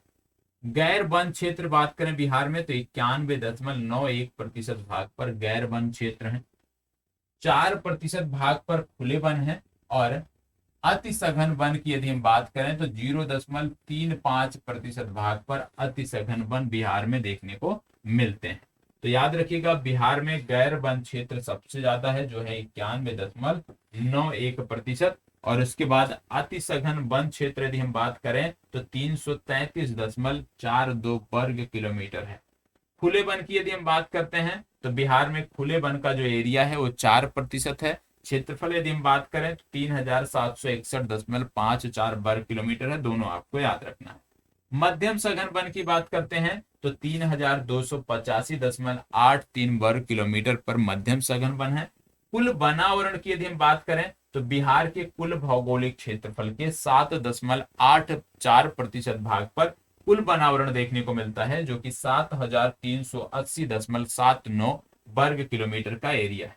झाड़ियों की यदि हम बात करें तो 235.89 वर्ग किलोमीटर का एरिया झाड़ियों वाला है, जो 0.25% के बराबर होता है। ठीक है, इसके बाद फिर बात आती है, आगे जब बढ़ते हैं, सर्वाधिक वनावरण क्षेत्र वाले जिले। सर्वाधिक वनावरण क्षेत्र वाले जिलों की जब हम बात करते हैं तो इसमें 4 जिले आपको पता होना चाहिए। ठीक है, सबसे पहला आता है कैमूर, जहां पे 1051.56 वर्ग किलोमीटर पर आप कह सकते हो वनावरण है। दूसरे स्थान पे है पश्चिमी चंपारण, जहां पे 903.34 वर्ग किलोमीटर के क्षेत्र पर वनावरण है। तीसरा आपका है रोहतास, जहां पे 669.91 वर्ग किलोमीटर पर वनावरण है। और चौथा आपका आता है जमुई, जहां पे 661.17 वर्ग किलोमीटर पर वन। तो सर्वाधिक वनावरण क्षेत्र वाले जो जिले हैं ये 4 आपके आते हैं, ये चारों आपको पता होना चाहिए। ठीक है, आगे बढ़ते हैं। फिर बात आता है न्यूनतम वनावरण क्षेत्र वाले जिले। याद रखिएगा, अभी हम क्षेत्र वनावरण क्षेत्र की बात कर रहे हैं, प्रतिशत की बात नहीं कर रहे हैं, कुल भौगोलिक क्षेत्र के आधार पर हम बात कर रहे हैं। तो न्यूनतम वनावरण वाले जिलों में यदि हम बात करें तो शेखपुरा, अरवल, जहानाबाद और बक्सर आता है। न्यूनतम वनावरण वाले क्षेत्र में शेखपुरा 1.19 वर्ग किलोमीटर के क्षेत्र पर, अरवल 4.15 वर्ग किलोमीटर के क्षेत्र पर। तो 2 याद रखिएगा तो भी आपका काम हो जाएगा। अब यहाँ पे देखने को मिल रहा होगा, जो आगे देखने को मिल रहा है, न्यूनतम वनावरण प्रतिशत वाले जिले। ठीक है, सबसे कम वनावरण प्रतिशत कहाँ पे है? तो इसमें भी शेखपुरा आपका नंबर 1 पे है और दूसरे स्थान पे इसमें सिवान आता है। तो ये आपको पता होना चाहिए कि किस संदर्भ में पूछा जा रहा है। न्यूनतम बनावरण प्रतिशत वाले जिले पूछे जाए तो 1 नंबर पे शेखपुरा, 2 नंबर पे सिवान आपको रखना है। ठीक है। और यदि आपसे पूछ लिया जाए न्यूनतम बनावरण क्षेत्र वाले जिले तो शेखपुरा के बाद अरवल आ जाएगा। कहने का मतलब है चाहे आपसे न्यूनतम बनावरण प्रतिशत वाला जिला पूछा जाए, चाहे न्यूनतम बनावरण क्षेत्रफल वाला जिला पूछा जाए, दोनों संदर्भों में शेखपुरा आपको पहले नंबर पर याद रखना है, दूसरे क्रम पे जिले बदल जाते हैं। अब बात आती है सर्वाधिक बनावरण प्रतिशत वाले जिले। सर्वाधिक बनावरण प्रतिशत वाले जिलों में सबसे ज्यादा कैमूर आता है, जहां पे 31.56% क्षेत्र पर वन देखने को मिलते हैं। दूसरे स्थान पे जमुई आता है, जहां पर 21.34% क्षेत्र पर वन देखने को मिलते हैं। ये क्या था, बनावरण प्रतिशत वाले जिले की बात की गई थी, ये आपको जरूर ध्यान रखना है। यदि आपसे सर्वाधिक बनावरण क्षेत्र वाले जिले की बात करें तो भी यहाँ पे आपको देखने को मिल रहा है कि कैमूर टॉप पे है, कैमूर देखने को मिलता है। तो दोनों जगहों पे कैमूर है। तो यदि पहला पूछा जाए तो चाहे बनावरण प्रतिशत पूछा जाए, चाहे बनावरण क्षेत्रफल पूछा जाए, दोनों में कैमूर सर्वाधिक में। न्यूनतम में यदि बनावरण प्रतिशत या बनावरण क्षेत्रफल पूछा जाए तो शेखपुरा को आप टिक करोगे। सिर्फ इतना आपको याद रखना है।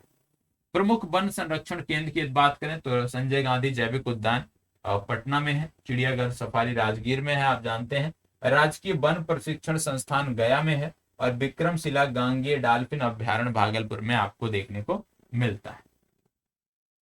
अब यदि पूछ लिया जाए कि पिछला जो रिपोर्ट आया था और इस रिपोर्ट में वृद्धि या कमी कहां पे हुई, तो 2019 की तुलना में सबसे ज्यादा बनावरण जो वृद्धि देखने को मिली है वो बांका में देखने को मिली है। सबसे ज्यादा बनावरण वृद्धि बांका में देखने को मिली है, जहां पे 16.29 वर्ग किलोमीटर की वृद्धि हुई है। तो एक ही जिला याद रखिए, वो आपके लिए काम के लिए पर्याप्त है। तो बांका में सबसे ज्यादा बनावरण वृद्धि हुई है पिछले रिपोर्ट की तुलना में। और प्रतिशत की बारे में यदि हम बात करें, अभी आगे दिया होगा, तो यहाँ पे अभी बोला जा रहा है कि 2019 की तुलना में सबसे ज्यादा वन हानि कहाँ पे हुई।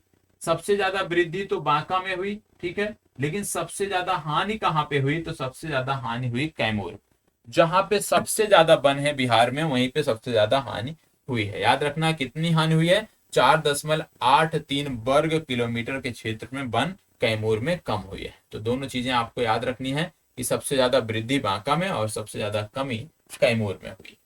आगे बढ़ते हैं तो यहाँ पे कुछ चीजें और दी हैं, जैसे बिहार में अति सघन वन वाले जिले। बिहार में अति सघन वन वाले जिलों की जब बात करते हो तो सबसे ज्यादा अति सघन वन जो है वो पश्चिमी चंपारण में है, और ये है 294.34 वर्ग किलोमीटर का एरिया, क्योंकि यहाँ पे वाल्मीकि टाइगर रिजर्व, वाल्मीकि राष्ट्रीय उद्यान का एरिया आता है, तो ये संरक्षित है, जिसके चलते यहाँ पे सबसे ज्यादा सघन वन देखने को मिलते हैं। तो 249 वर्ग किलोमीटर की एरिया है पश्चिमी चंपारण का, यहीं पर सबसे ज्यादा अति सघन वन आपको बिहार में देखने को मिलते हैं। अब यहाँ पे बिहार से संबंधित जो राष्ट्रीय उद्यान है उनकी बात की जा रही है, जैसे वाल्मीकि राष्ट्रीय उद्यान, वाल्मीकि टाइगर रिजर्व भी है, ठीक है। प्रमंडल 1 और 2 पश्चिमी चंपारण से संबंधित है, 335.64 वर्ग किलोमीटर के क्षेत्र पर फैला हुआ है। दूसरा आता है वन्य जीव अभ्यारण्य। तो सबसे पहले वाल्मीकि वन्य जीव अभ्यारण्य की बात ही हो रही है, जो कि पश्चिमी चंपारण में है, और इसका एरिया क्योंकि बड़ा है, यह है 880.78 वर्ग किलोमीटर। 1978 में यहाँ पे अधिसूचना जारी की गई थी, और 1994 से ये प्रोजेक्ट टाइगर का हिस्सा है। अगला आता है गौतम बुद्ध वन्य जीव अभ्यारण्य। और गौतम बुद्ध वन्य जीव अभ्यारण्य की बात करें तो गया में देखने को मिलता है, जहाँ पे 138.33 वर्ग किलोमीटर के क्षेत्र पर यह विस्तारित है। अगला है भीम बांध वन्य जीव अभ्यारण्य, मुंगेर में है, और 680.94 वर्ग किलोमीटर के क्षेत्र पर यह फैला है। अगला आपका आता है उदयपुर वन्य जीव अभ्यारण्य, ये पश्चिमी चंपारण में है, और 8.74 वर्ग किलोमीटर के क्षेत्र में यह फैला है। अगला आपको देखने को मिलता है कैमूर वन्य जीव अभ्यारण्य, कैमूर और रोहतास में है, और इसका कुल एरिया जो देखने को मिलता है वो 1504.96 वर्ग किलोमीटर का ये एरिया। आगे बढ़ते हैं तो आपको राजगीर वन्य जीव अभ्यारण्य देखने को मिलता है, जो कि नालंदा में है, 35.84 वर्ग किलोमीटर के क्षेत्र पर यह फैला। विक्रमशिला गांगे डाल्फिन अभ्यारण्य भागलपुर में है, गंगा नदी में। इसकी कुल लंबाई जो है वो 60 किलोमीटर है। 1991 में ये अधिसूचित किया गया। अगला आता है राजौली वन्य जीव अभ्यारण्य, ये भी नवादा में है, और 27.27 वर्ग किलोमीटर के क्षेत्र पर यह फैलता है। फिर बात आता है पक्षी अभ्यारण्य की। पक्षी अभयारण्य की जब बात करते हैं तो सबसे पहले कुशेश्वर स्थान पक्षी अभयारण्य की बात आती है, मिथिला में है। इसके बाद सलीम अली जुब्बा साहनी पक्षी अभयारण्य की बात आती है, वैशाली में है। नकटी डैम पक्षी अभयारण्य की बात आती है, जमुई में है। नागी डैम पक्षी अभयारण्य की बात आती है, ये भी जमुई में है। और कांवर झील पक्षी अभयारण्य की बात आती है तो ये बेगूसराय में है। तो ये बिहार के पक्षी अभयारण्य है जो आपको पता होना चाहिए। आगे बढ़ते हैं तो आपको देखने को मिल रहा होगा यहाँ पे कि महावीर जैव विविधता पार्क कहाँ स्थित है। महावीर जैव विविधता पार्क कहाँ स्थित है तो आप बताओगे जमुई में। ठीक है, इसके बाद है बिहार पृथ्वी दिवस कब मनाया जाता है। पृथ्वी दिवस तो होता है लेकिन बिहार पृथ्वी दिवस, तो बिहार पृथ्वी दिवस 9 अगस्त को मनाया जाता है। बिहार में डॉल्फिन रिसर्च सेंटर कहाँ स्थित है, पटना विश्वविद्यालय में है, पटना में है। राष्ट्रीय डॉल्फिन दिवस कब मनाया जाता है, 5 अक्टूबर को मनाया जाता है। तो ये वाइल्ड लाइफ से संबंधित हो गया। ठीक है, अब जैसे बिहार में वन उत्पाद भी है उसके बारे में यहाँ पे बात की गई। जैसे प्लाईवुड निर्माण कहाँ पे होता है, बेतिया, पटना, मुजफ्फरपुर में होता है। कत्था उद्योग कहाँ पे है, बेतिया में है।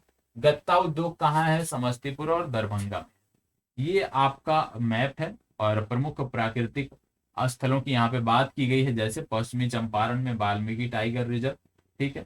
फिर इसके बाद वैशाली में बरेला झील, सलीम अली पक्षी अभ्यारण्य।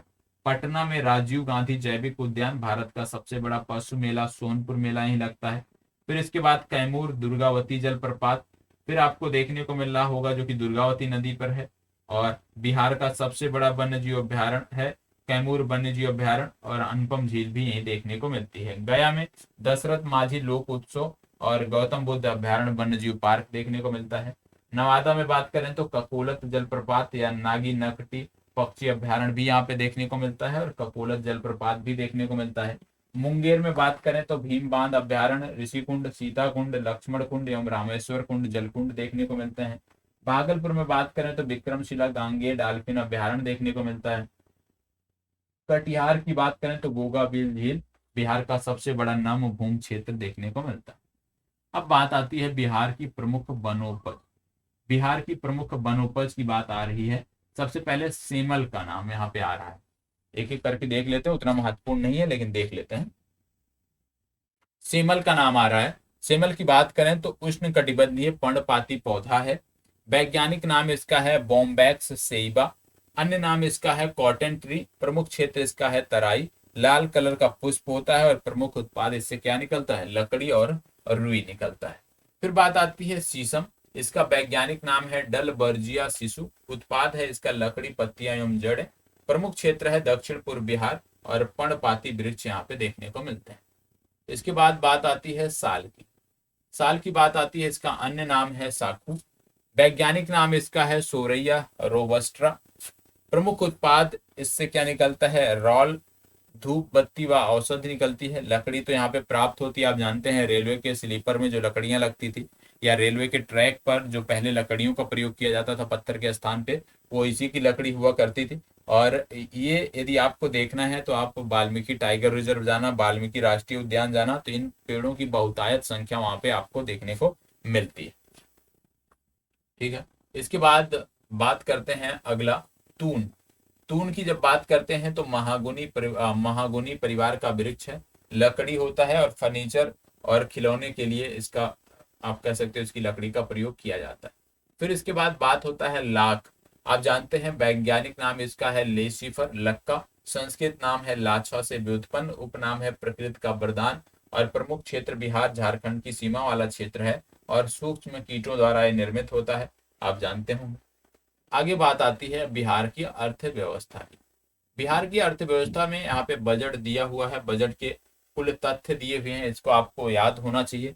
उम्मीद करता हूँ रटा होगा क्योंकि पिछले बार जब पिछला सेशन हमारा हुआ था उसमें हमने इसकी डिटेल में चर्चा की थी, तो उम्मीद करता हूँ ये सारी चीजें आपको पता होंगी। अब बिहार का जो सामान्य बजट है, ये जो डिजिट दिए हुए हैं इसको आपको याद करना जरूरी है। ठीक है, इसके बाद याद कर लीजिएगा क्योंकि मैं इस बुक की पूरी पीडीएफ आपको उपलब्ध करा दूंगा। ठीक है, ये पूरी पीडीएफ, यदि ये वीडियो आज सोमवार को मिलती है तो मंगलवार को पीडीएफ, मंगलवार को वीडियो मिलती है तो बुधवार को इसकी पीडीएफ आपको मिल जाए। अब यहाँ पे बात की जाती रही है रुपया आता कहाँ है, रुपया जाता कहाँ है। ठीक है, इसको आप देख लीजिएगा, इसमें कुछ है नहीं। इसके बाद फिर बहुत सारी स्कीमें हैं जिसका यहाँ पे विवरण दिया गया। हालांकि करंट अफेयर जो बिहार का कराने जा रहा हूँ मैं, जो बिहार का संपूर्ण बिहार का करंट अफेयर जो मैं आपको 1-2 दिन में देने वाला हूँ, उसमें भी इसकी होंगी। तो यहाँ पे बोला गया है ग्रामीण विकास विभाग के लिए कितना दिया गया, तो ये डिजिट आपको पता होना चाहिए, 15,193.19 करोड़। स्वास्थ्य विभाग के लिए कितना दिया गया, 7,035.56 करोड़। समाज कल्याण विभाग के लिए कितना दिया गया, 8,191.79 करोड़। पथ निर्माण विभाग को कितना दिया गया, 4,420.99 करोड़। कृषि विभाग को कितना दिया गया, 2,781.59 करोड़। शिक्षा विभाग को कितना दिया गया, तो 22,198.38 करोड़। ये बहुत महत्वपूर्ण है क्योंकि सबसे ज्यादा बजट का जो आवंटन था वो इस बार शिक्षा विभाग को किया गया था। लगभग 22%, जो बजट का कुल 22% भाग जो था वो शिक्षा स्कीम के लिए दिया गया था। तो ये अपने आप में महत्वपूर्ण उपलब्धि है। दूसरा सबसे ज्यादा जो बजट दिया गया वो ग्रामीण विकास के लिए दिया गया। तो बिहार सरकार का जो बजट आया था उसमें सबसे ज्यादा फोकस इस बार का था शिक्षा पर, और दूसरा था ग्रामीण विकास विभाग पर। ठीक है, अब यहाँ पे आय व्यय के आंकड़े दिए हुए हैं, उस पर हमें नहीं जाना। इस तरह के फैक्ट हमसे नहीं पूछे जाते हैं और ना ही पूछे जाने चाहिए। अब बात हो रही बिहार में फसल प्रतिरूप। बिहार में फसल प्रतिरूप की बात करें तो सबसे ज्यादा, चाहे आप उत्तर प्रदेश की बात कर लो, बिहार की बात कर लो, पंजाब की बात कर लो, तो कहीं ना कहीं अनाज का उत्पादन सबसे ज्यादा होता है। और बिहार में भी यही देखने को मिल रहा है, अनाज का उत्पादन सबसे ज्यादा है। 87.6% यहाँ पे अनाज का उत्पादन किया जाता है। दलहन का उत्पादन 6.6%, ईख का उत्पादन 3.3%, तिलहन का उत्पादन 1.7% और रेशेदार फसलों का उत्पादन 0.8%। तो ये जो चार्ट है ये आपको पता होना चाहिए कि बिहार में सबसे ज्यादा जो उत्पादन है वो खाद्यान्न फसलों का किया जाता है, अनाज का किया जाता है, और 87.6% उसका हिस्सा देखने को मिलता है। ठीक है, फिर इसके बाद एक एक करके यहाँ पे हम तथ्यों को देखेंगे। जैसे प्रमुख तथ्य यहाँ पे दिए गए हैं। सर्वाधिक फसल सघनता कहाँ पे है, तो सर्वाधिक फसल सघनता की जब बात करते हो तो शिवहर में देखने को मिलती है। न्यूनतम फसल सघनता कहाँ पे है, गया में देखने को मिलती है। सर्वाधिक निवल बुआई क्षेत्र कहाँ पे है, बक्सर भोजपुर में है। बिहार में दुग्ध उत्पादन की बात करें तो आप जानते हैं बिहार में जो दुग्ध उत्पादन है वहां पे गायों से जो दुग्ध उत्पादन होता है उसका प्रतिशत बहुत ज्यादा है, 62.6%, और भैंस से जो दुग्ध उत्पादन होता है वो 35.2% है। तो ये भी फैक्ट है जो आपको पता होना चाहिए। अब यहाँ पे बिहार की प्रमुख फसलें दी हुई हैं। ठीक है, और प्रमुख फसलों में सबसे पहले यहाँ पे जो बात हो रही है वो बात हो रही है चावल। ठीक है, तो चावल पे आने से पहले यहाँ पे गेहूं की हम पहले बात कर लेते हैं।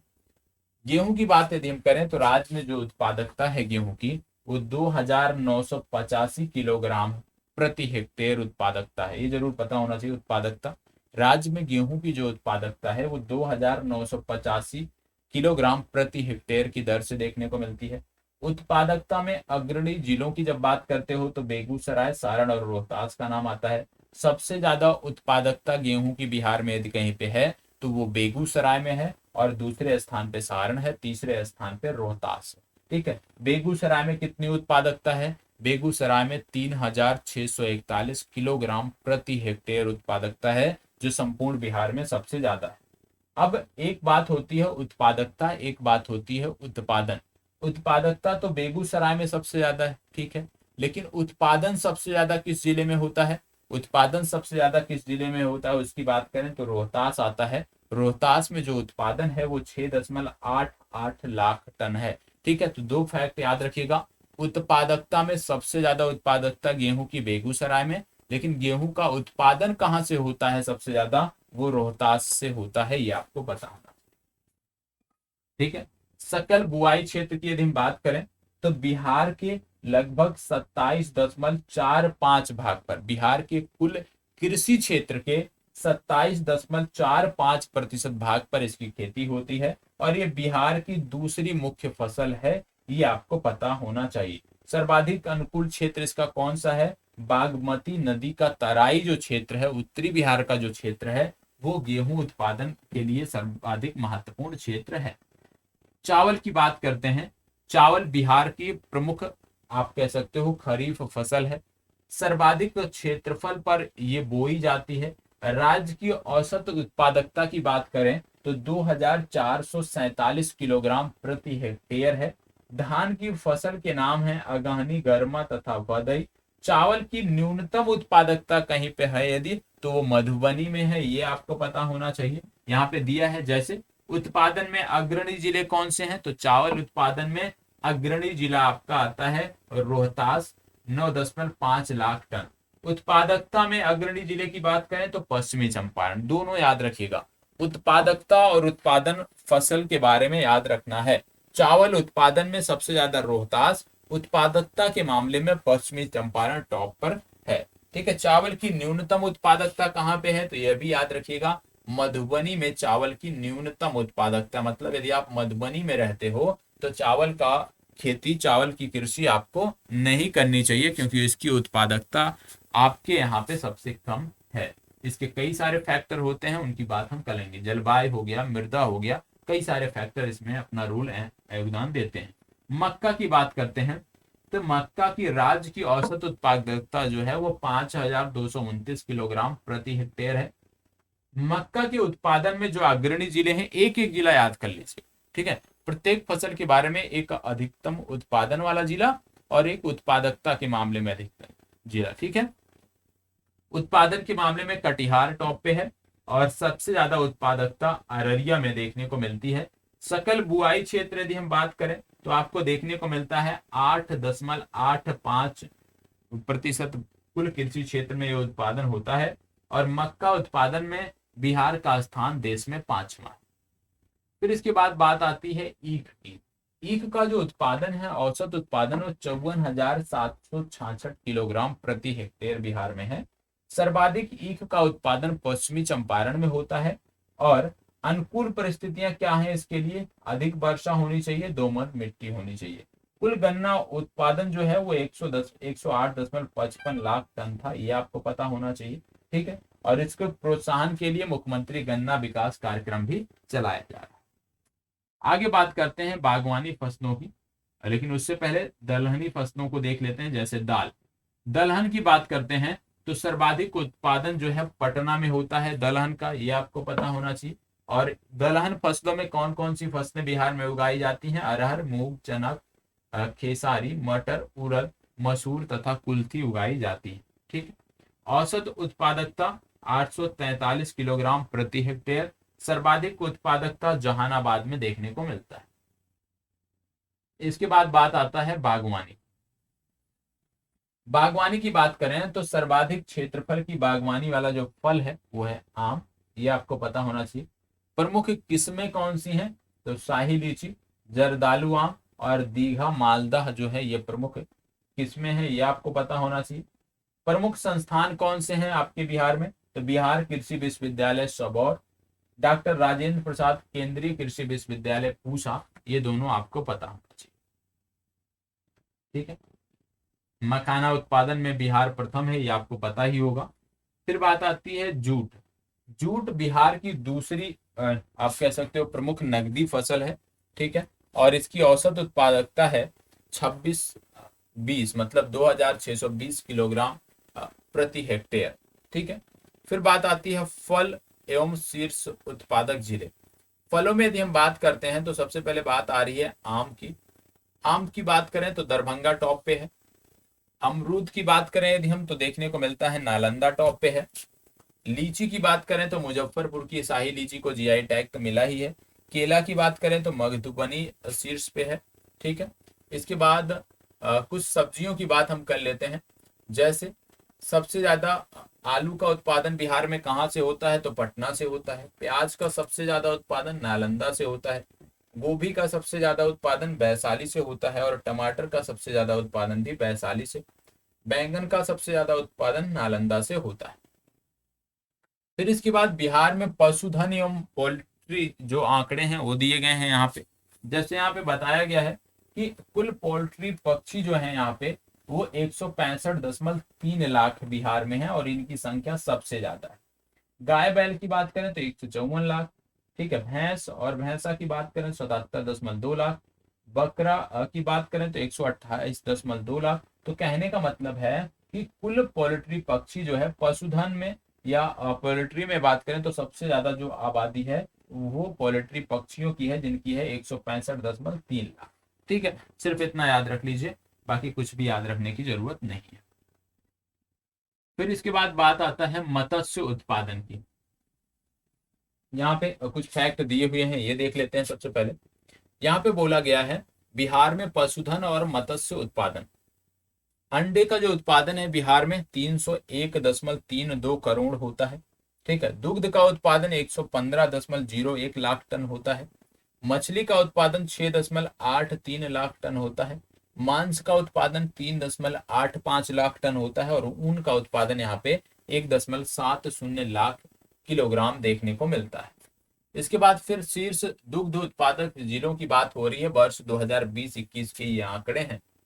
इसमें यदि हम बात करें, जैसे आपको पूर्व में मैंने बताया कि बिहार में जो दुग्ध उत्पादन है उसमें गाय के दूध का योगदान सबसे ज्यादा है, और उसके बाद फिर भैंस के दूध की बात आती है। गाय के दूध का जो उत्पादन है वो लगभग 62.6% जो हिस्सा है दुग्ध उत्पादन में वो गाय के दूध का है। और इसमें टॉप जो जिले हैं, शीर्ष जो जिले हैं वो है समस्तीपुर, बेगूसराय और पटना, एक क्रमशः शीर्ष जिले हैं। दूसरा मैंने आपको बताया कि बिहार के कुल दुग्ध उत्पादन में भैंस के दूध का योगदान 35.2% है, जिनमें मधुबनी टॉप पे है, सीतामढ़ी और इसके बाद पूर्वी चंपारण की बात की जाती है। फिर इसके बाद बात आती है बिहार में उर्वरक खपत। बिहार में उर्वरक खपत की यदि हम बात करें तो कुल खपत 207.6 किलोग्राम प्रति हेक्टेयर देखने को मिलती है। औसत जो कुल खपत जो यहाँ पे है वो 207.6 किलोग्राम प्रति हेक्टेयर आपको देखने को मिलती है। यहाँ पे याद रखिएगा सर्वाधिक जो खपत है यूरिया की वो होती है 22.89 लाख टन, और सबसे ज्यादा ये कहाँ पे खपत होती है, ये रोहतास में होती है, फिर पूर्णिया, फिर पूर्वी चंपारण। तो सबसे ज्यादा जो खपत होती है विशेष रूप से यूरिया की वो रोहतास में होती है, ये आपको पता होना चाहिए। एनपीके उर्वरक की कुल खपत यहाँ पे 18.3 लाख टन होती है, ये भी आपको पता होना चाहिए। ओवरऑल यदि हम देखें तो सबसे ज्यादा उर्वरक की जो खपत है वो पूर्णिया में होती है और न्यूनतम होती है शिवहर। ठीक है, यदि पूछ लिया जाए सबसे ज्यादा यूरिया की खपत कहाँ पे होती है तो आप बताओगे रोहतास में। लेकिन यदि आपसे पूछ लिया जाए सर्वाधिक उर्वरक की खपत किस जिले में होती है तो आप बताओगे पूर्णिया। ठीक है, अब बिहार के प्रमुख खनिज संसाधन यहाँ पे दिए हुए हैं। ठीक है, अब आप जानते हो खनिज संसाधनों में यहाँ पे यदि हम बात करें तो आपको देखने को मिलता है कि खनिज बालू का हो गया, यहाँ पे खनन बहुत ज्यादा होता है। तो कुछ इनके खनिज हैं उनके बारे में हम देख लेते हैं। जैसे पायराइट की बात आ रही है, एक एक करके हम जो प्रमुख खनिज हैं बिहार के उनकी बात कर लेते हैं। सबसे पहला बात आता है पायराइट। पायराइट को क्या बोलते हैं, मूर्खों का सोना, फूल्स गोल्ड इसको बोलते हैं, और देश में बिहार का प्रथम स्थान इसमें है। लगभग 94% जो भंडार हैं इसके वो बिहार में पाए जाते हैं, और इसमें जो प्रमुख तत्व होता है वो गंधक होता है लगभग 40%। प्रमुख जिले इसके कौन है तो रोहतास इसका प्रमुख जिला है। संबंधित उद्योग कौन है, लौह पायराइट कारखाना एवं पायराइट फास्फेट एवं केमिकल लिमिटेड इसके प्रमुख संबंधित उद्योग हैं। इसके बाद अगला देखने को मिलता है चीनी मिट्टी। चीनी मिट्टी की बात करें तो आपको देखने को मिलता है प्रमुख तत्व इसमें है एल्यूमिनियम सिलिकेट। बिहार में भंडार की बात करें तो मुंगेर, बांका, पूर्णिया एवं भागलपुर जिले में इसके भंडार हैं। अग्नि प्रतिरोधक खनिज है ये, और इसका उपयोग बर्तन, उर्वरक, औषधि, सौंदर्य प्रसाधन, सेरेमिक एवं विद्युत प्रतिरोधी उपकरण बनाने में इसका निर्माण किया जाता है। आगे देखने को मिलता है अभ्रक। अभ्रक की बात करते हैं तो ये उच्च कोटि का अभ्रक यहाँ पे मिलता है। उत्पादन में भारत में चौथा स्थान रखता है बिहार।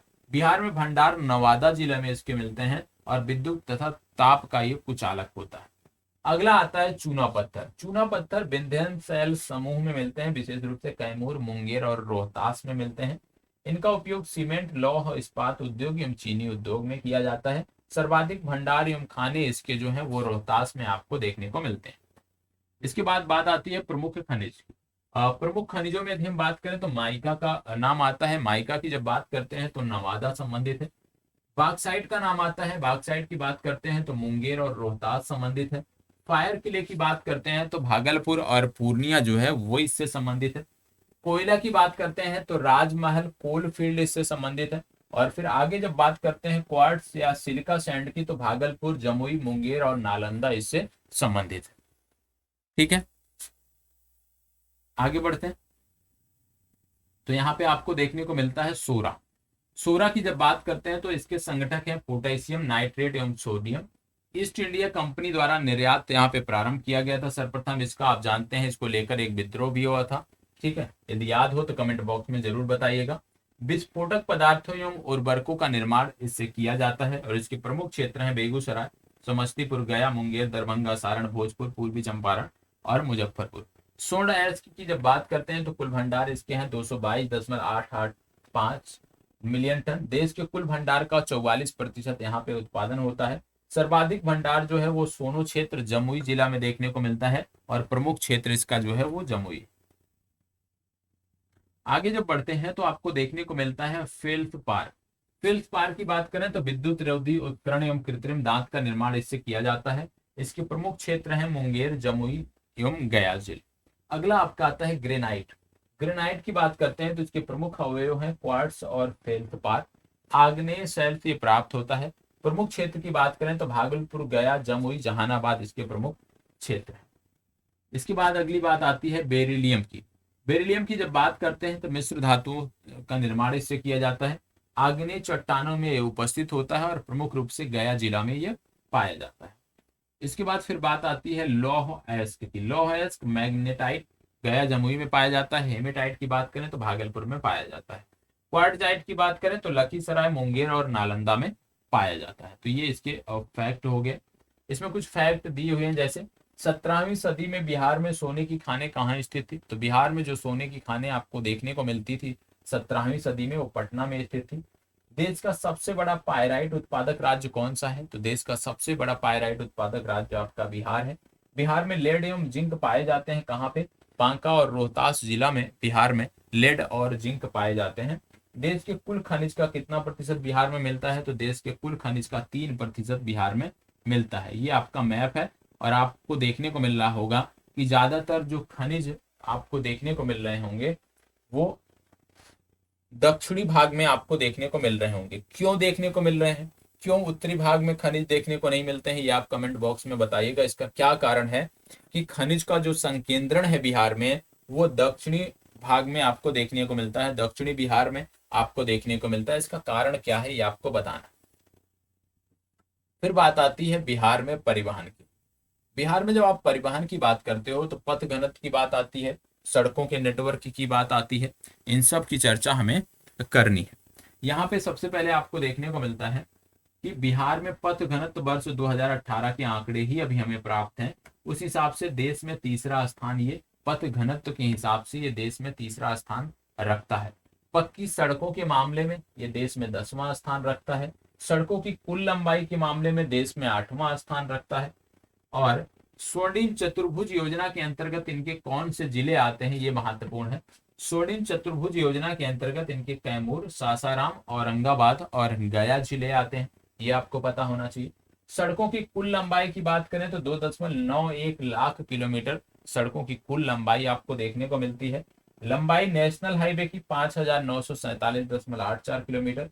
स्टेट हाईवे की बात करें तो 3,713.97 किलोमीटर और मुख्य जिला पथ की बात करें तो 15,272 किलोमीटर इनकी लंबाई है। बिहार में नेशनल हाईवे की यदि हम बात करें, ये फैक्ट आपको याद रखना है। यहाँ पे सबसे ज्यादा जो फैक्ट दिए हुए हैं, जैसे विगत 5 वर्षों में सर्वाधिक वृद्धि कहाँ पे हुई। नेशनल हाईवे की बात हो रही, नेशनल हाईवे नेटवर्क में सबसे ज्यादा वृद्धि कहाँ पे हुई। तो समस्तीपुर, पटना और पूर्वी चंपारण में हुई। सबसे ज्यादा समस्तीपुर में इसकी वृद्धि देखने को मिलती है।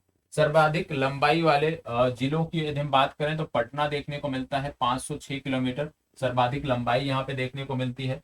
दूसरा आपको देखने को मिलता है मधुबनी, जहाँ पे 322 किलोमीटर आपको राष्ट्रीय राजमार्ग की लंबाई देखने को मिलती है। और तीसरा आपका आता है मुजफ्फरपुर, जहाँ पे 297 किलोमीटर आपको लंबाई देखने को मिलती है। तो सर्वाधिक लंबाई वाले जिलों में यदि हम बात करें तो पटना, मधुबनी और मुजफ्फरपुर का नाम आता है क्रम से। लेकिन सबसे ज्यादा लंबाई कहाँ पे है नेशनल हाईवे की, राष्ट्रीय राजमार्ग की, तो वो पटना में आपको देखने को मिलता है। यदि आपसे पूछ लिया जाए नेशनल हाईवे घनत्व के मामले में बिहार का स्थान भारत में क्या है, तो भारत में ये तीसरा स्थान रखता है। देश के कुल नेशनल हाईवे की लंबाई में भाग में ये लगभग 4% का योगदान रखता है। नेशनल हाईवे की जब बात करते हैं तो याद रखिएगा, विगत 5 वर्षों में वृद्धि की बात करें तो 1326 किलोमीटर की वृद्धि हुई है। राज्य में न्यूनतम लंबाई कहाँ पे है इनकी, तो शिवहर में इसकी सबसे कम लंबाई है। शिवहर में सिर्फ 22 किलोमीटर राष्ट्रीय राजमार्ग की लंबाई है, ये आपको पता होना चाहिए। उसके बाद शेखपुरा में 46 किलोमीटर और लखीसराय में 51 किलोमीटर। तो सबसे ज्यादा राज्य में किस जिले में सबसे ज्यादा राष्ट्रीय राजमार्ग हैं, तो पटना में। सबसे कम किस में है, तो शिवहर में। ठीक है। नेशनल हाईवे की कुल लंबाई जो बिहार में देखने को मिलती है वो है 5,947.84 किलोमीटर। और सबसे लंबा राष्ट्रीय राजमार्ग जो इनका है, जो बिहार में देखने को मिलता है, वो है NH-31। ठीक है, तो ये जानकारी आपको होनी चाहिए। आगे बढ़ते हैं। फिर बात आती है राज्य हाईवे नेटवर्क की। राज्य हाईवे नेटवर्क की जब बात करते हो तो यहाँ पे भी बात करें सर्वाधिक लंबे नेटवर्क वाले जिले कौन से हैं, तो यहाँ पर भी सबसे लंबे नेटवर्क वाले जिले हैं पटना। मतलब राज्य राजमार्ग और राष्ट्रीय राजमार्ग दोनों के संदर्भ में पटना टॉप पर है। ग्रामीण पथ की बात करें तो ग्रामीण पथ की कुल लंबाई है 1,02,306 किलोमीटर और सर्वाधिक लंबाई इसकी मधुबनी में देखने को मिलती है। ठीक है, चलिए आगे बढ़ते हैं। अब इसी प्रकार से यहाँ पे मुख्य जिला पथ नेटवर्क की बात की गई है। मुख्य जिला पथ नेटवर्क में बात करें तो सर्वाधिक लंबाई भी यहाँ पे भी पटना में देखने को मिलती है 1,019 किलोमीटर। ये जानकारी आपको होनी चाहिए। इसके बाद फिर आपको देखने को मिलता है भारत नेपाल सीमा पथ परियोजना में सम्मिलित बिहार के कुछ जिले कौन कौन से हैं। टोटल 7 जिले इसमें देखने को मिलते हैं, जिनमें 564 किलोमीटर सड़कों का निर्माण किया गया है। अब ये 7 जिले कौन कौन से हैं आपके, तो सबसे पहले देखने को मिलता है पश्चिमी चंपारण, पूर्वी चंपारण, सीतामढ़ी, किशनगंज, अररिया, सुपौल और मधुबनी। ये जिले आपके लिए महत्वपूर्ण हैं। यदि क्योंकि भारत नेपाल संबंध भारत के संदर्भ में हमेशा से महत्वपूर्ण रहे हैं और अभी नेपाल में नए प्रधानमंत्री का चुनाव किया गया है और इस संदर्भ में ये फैक्ट आपके लिए महत्वपूर्ण है। तो भारत नेपाल सीमा पथ परियोजना में सम्मिलित जो 7 जिले हैं बिहार के, पश्चिमी चंपारण, पूर्वी चंपारण, सीतामढ़ी, मधुबनी, सुपौल, अररिया और किशनगंज हैं और इसकी कुल लंबाई है 564 किलोमीटर। बिहार में कच्ची सड़कों की कुल लंबाई कितनी है, 18,197 किलोमीटर। ये आपको पता होना चाहिए। ठीक है, इसके बाद आगे जब बढ़ते हैं तो रेलवे नेटवर्क की बात यहाँ पे आ रही है। रेलवे नेटवर्क की बात आ रही है। यदि आपसे पूछ लिया जाए बिहार की प्रथम रेलवे लाइन, तो आप बताओगे मुगल सराय हावड़ा रेलवे लाइन, ये प्रथम रेलवे लाइन थी। भारत में 3 लाइनों वाला सबसे लंबा पुल कौन सा है, वो है सोन नगर से डेहरी आन सोन के बीच नेहरू सेतु, जो कि सोन नदी पर है। ये आपको पता होना चाहिए। रेल नेटवर्क के हिसाब से यदि हम बात करें भारत में स्थान बिहार का, तो भारत में 9वां स्थान ये रखता है। ये आपको पता होना चाहिए। ठीक, ये जरूर याद रखिएगा। पूर्वी डेडिकेटेड फ्रंट कॉरिडोर के अंतर्गत कौन से जिले बिहार के आते हैं, इनमें कैमूर, रोहतास, औरंगाबाद और गया आता है। अब रेलवे जोन की बात हो रही है। बिहार में स्थित रेलवे जोन जैसे पूर्वोत्तर रेलवे, दक्षिण पूर्व रेलवे, पूर्व मध्य रेलवे, उत्तर पूर्वी सीमांत रेलवे और पूर्वी रेलवे, बिहार में स्थित रेलवे जोन की बात हो रही है। बिहार में स्थित रेल मंडल की बात हो रही है, यहाँ पे दिया है मंडल, ये आपको पता होना चाहिए। अब बात हो रही है बिहार में उद्योगों की बात, यहाँ पे हम कर रहे हैं। बिहार में उद्योगों की बात करें तो चीनी उद्योग आपको देखने को मिलता है, डेयरी उद्योग आपको देखने को मिलता है प्रमुखता से। चीनी उद्योग की बात करें तो वर्तमान में चीनी मिलों की जो संख्या है वो 11 है, लेकिन 10 इसमें से चालू अवस्था में है। प्रथम चीनी मिल की स्थापना जो है वो बेतिया में की गई थी वर्ष 1840 ईस्वी में। ठीक है, इसके बाद यदि पूछ लिया जाए और कहाँ पे चीनी मिले हैं, तो बगहा हो गया, हरिनगर हो गया, नरकटियागंज हो गया, मझौलिया हो गया, सासामुआ, गोपालगंज, सिधवलिया, हसनपुर, रीगा, लौरिया और सुगौली में आपको चीनी मिलें देखने को मिलती हैं। बिहार की सबसे बड़ी चीनी मिल उत्पादन के हिसाब से यदि बात करें तो हरिनगर बिहार की सबसे बड़ी चीनी मिल है। इसके बाद फिर डेयरी उद्योग की बात आ रही है। बिहार में बिहार राज्य सरकारी दुग्ध उत्पादक महासंघ जो है ये चलाता है यहाँ पे डेयरी उद्योग, और इसकी स्थापना 1983 में हुई थी। ठीक, चलिए आगे बात करते हैं। इसके बाद बात आता है चाय उद्योग की। चाय उद्योग की बात करें तो दार्जिलिंग समान जलवायु का लाभ मिलता है यहाँ पे किशनगंज को, और जो चाय उद्योग है प्रमुखता से वो किशनगंज के क्षेत्र में ही देखने को मिलता है, लेकिन आगे जो संभावना वाले जिले हैं वो हैं पूर्णिया, कटिहार और अररिया। इसके बाद फिर बात आता है जूट उद्योग की। जूट उद्योग की बात करें तो इसका कच्चा माल पटसन होता है, आप जानते हैं, और पूर्णिया, अररिया, किशनगंज और कटिहार में इसका विस्तार देखने को मिलता है। जूट पार्क मारांगा में बनाया गया है, जो कि पूर्णिया जिला में है। ठीक है, चलिए आगे बढ़ते हैं। आगे बढ़ते हैं तो तंबाकू उद्योग हो गया, रेशम उद्योग हो गया, इसको आप देख लीजिएगा। ठीक है, इनके बारे में देख लीजिएगा।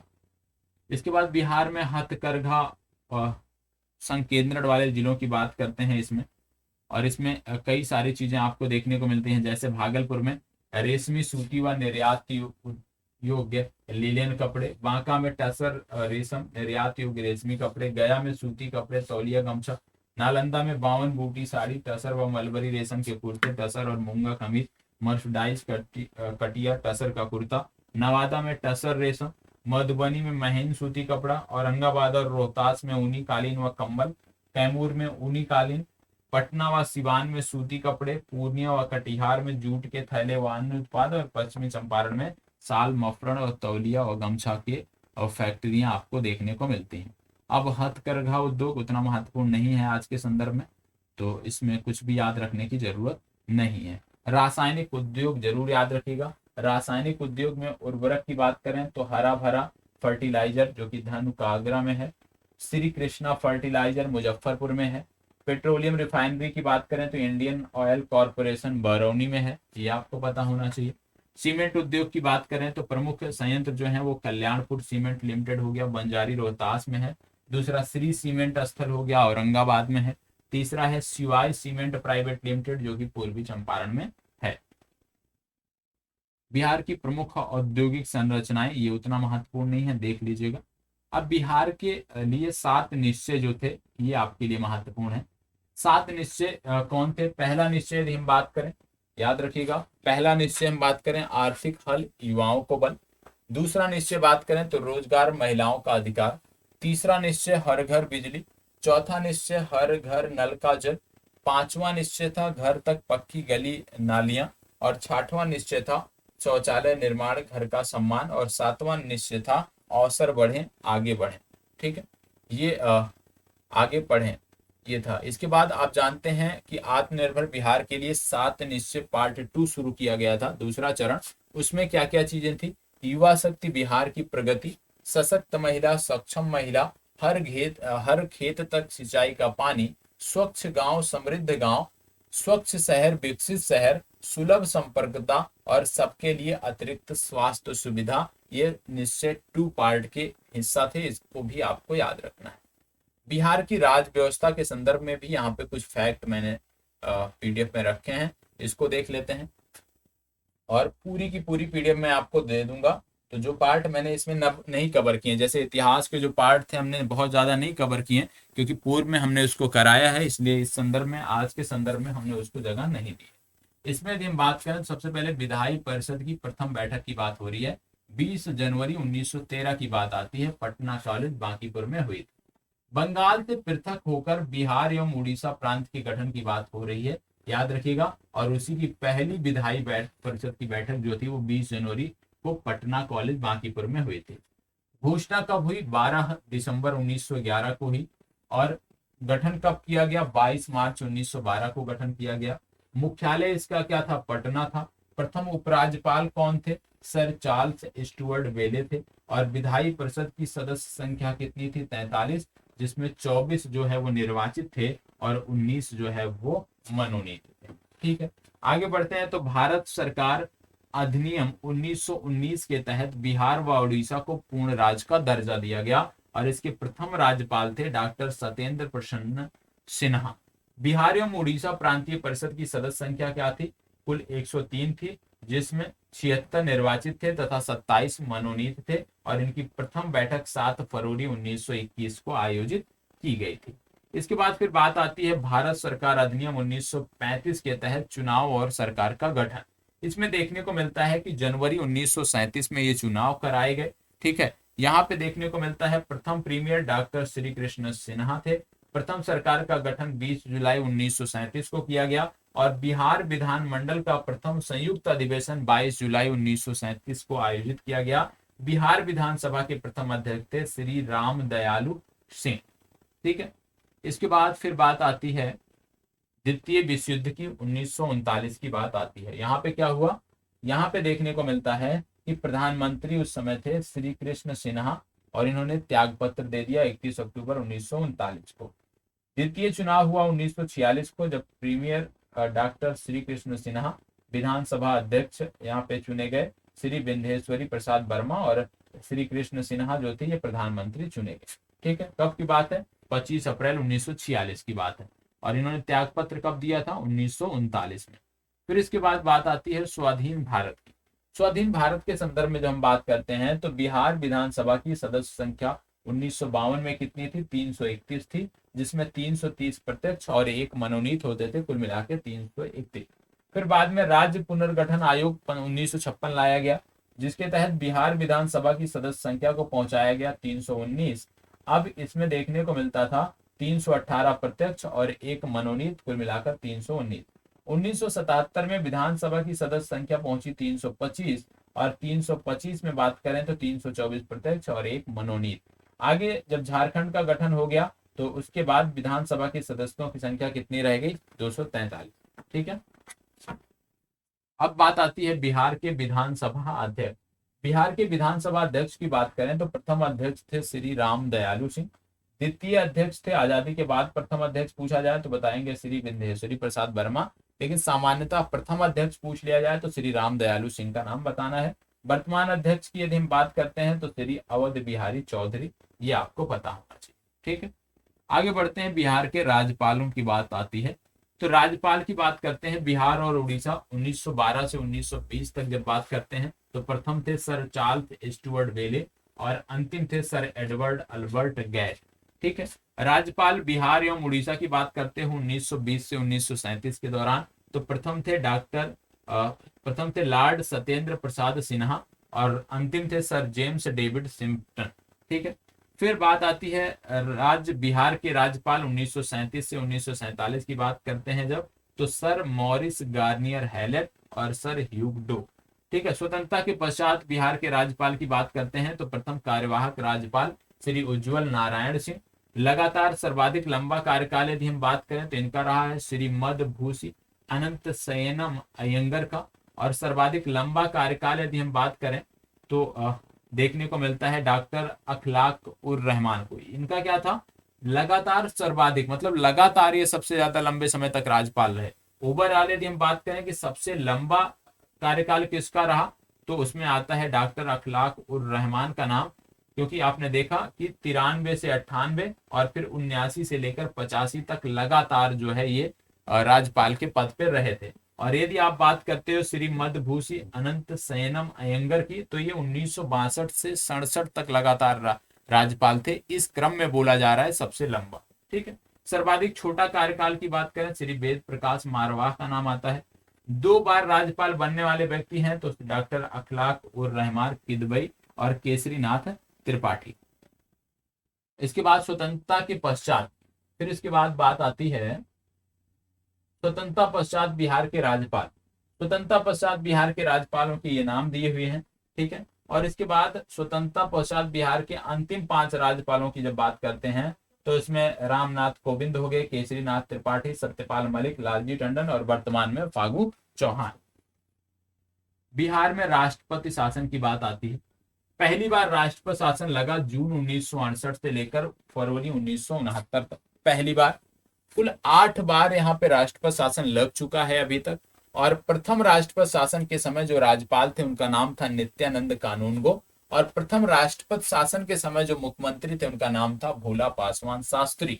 ठीक है, अंतिम बार राष्ट्रपति शासन कब लागू हुआ, 2005 में। कब, मुख्यमंत्री उस समय थी राबड़ी देवी और राज्यपाल थे बूटा सिंह। ठीक है, अब बिहार के प्रमुख मुख्यमंत्रियों की बात आती है। प्रमुख मुख्यमंत्री श्री कृष्ण सिन्हा, लगातार सर्वाधिक समय तक मुख्यमंत्री। बिहार के प्रमुख मुख्यमंत्रियों में प्रथम महिला मुख्यमंत्री का नाम आता है श्री राबड़ी देवी। प्रथम गैर कांग्रेसी मुख्यमंत्री की बात करते हैं तो श्री महामाया प्रसाद। और सर्वाधिक बार मुख्यमंत्री चुने जाने की जब बात करते हैं तो उसमें नीतीश कुमार का नाम आता है 8 बार, और भोला पासवान शास्त्री, डॉक्टर जगन्नाथ मिश्र एवं राबड़ी देवी 3 बार।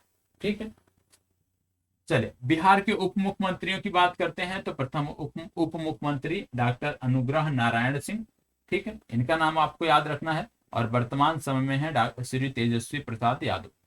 फिर इसके बाद बिहार में पंचायती राज की बात की जाती है, याद रखिएगा। बिहार में पंचायती राज की जब बात करते हैं, त्रिस्तरीय पंचायत की जब बात करते हैं, तो आप जानते हैं जिला परिषद होता है, इसमें पंचायत समिति होता है और ग्राम पंचायत होता है। जिला परिषद का अध्यक्ष होता है जिला स्तर पे, पंचायत समिति का अध्यक्ष होता है प्रमुख जो ब्लॉक स्तर पे या प्रखंड स्तर पे होता है, और ग्राम पंचायत का अध्यक्ष होता है मुखिया जो प्रत्येक ग्राम के स्तर पे होता है। पंचायत समिति की बात करें तो प्रखंड स्तर पर कार्यरत, इनका कार्यकाल 5 वर्ष का होता है। समिति के सदस्य की बात करें तो प्रत्येक 5000 की आबादी पर एक निर्वाचित सदस्य होता है। प्रखंड के अंतर्गत सम्मिलित गांव पंचायतों के मुखिया, संबंधित लोकसभा क्षेत्र के सदस्य और संबंधित विधानसभा क्षेत्र के सदस्य ये आते हैं। ठीक है, आगे बढ़ते हैं तो ग्राम पंचायत की बात आती है, इसका भी कार्यकाल 5 वर्ष का होता है। चुनाव लड़ने हेतु न्यूनतम आयु जो बिहार में है वो 21 वर्ष है। महिलाओं के लिए 50% आरक्षण का प्रावधान बिहार ने किया है, और किसके द्वारा? पंचायती राज अधिनियम 2006 के द्वारा। और ग्राम सभा की बैठकों की अनिवार्य संख्या क्या है? वर्ष में 2 बार ग्राम सभा की बैठकें अनिवार्य रूप से होनी चाहिए।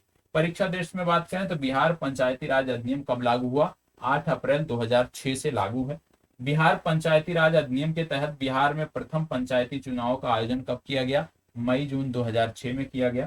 त्रिस्तरीय पंचायतों में महिला आरक्षण 50% और अत्यंत पिछड़ा वर्ग में 20% आरक्षण का प्रावधान किया गया। तो ये जानकारी आपको होनी चाहिए। और इसी के साथ बिहार समग्र की ये जो चर्चा थी, परीक्षा दृष्टि जो थी, ये समाप्त होती है।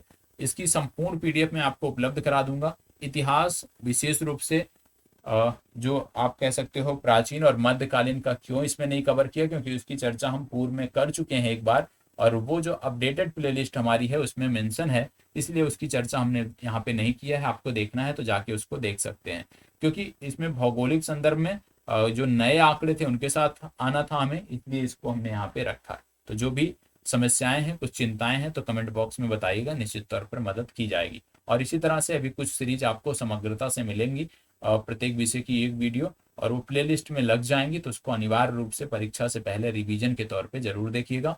बिहार राज्य विशेष के करंट अफेयर्स एक वीडियो में आपको अगले 1 से 2 दिन में मिलने वाले हैं, तो उसको भी समग्रता से कवर करना है। ठीक है, चलिए, धन्यवाद बहुत बहुत।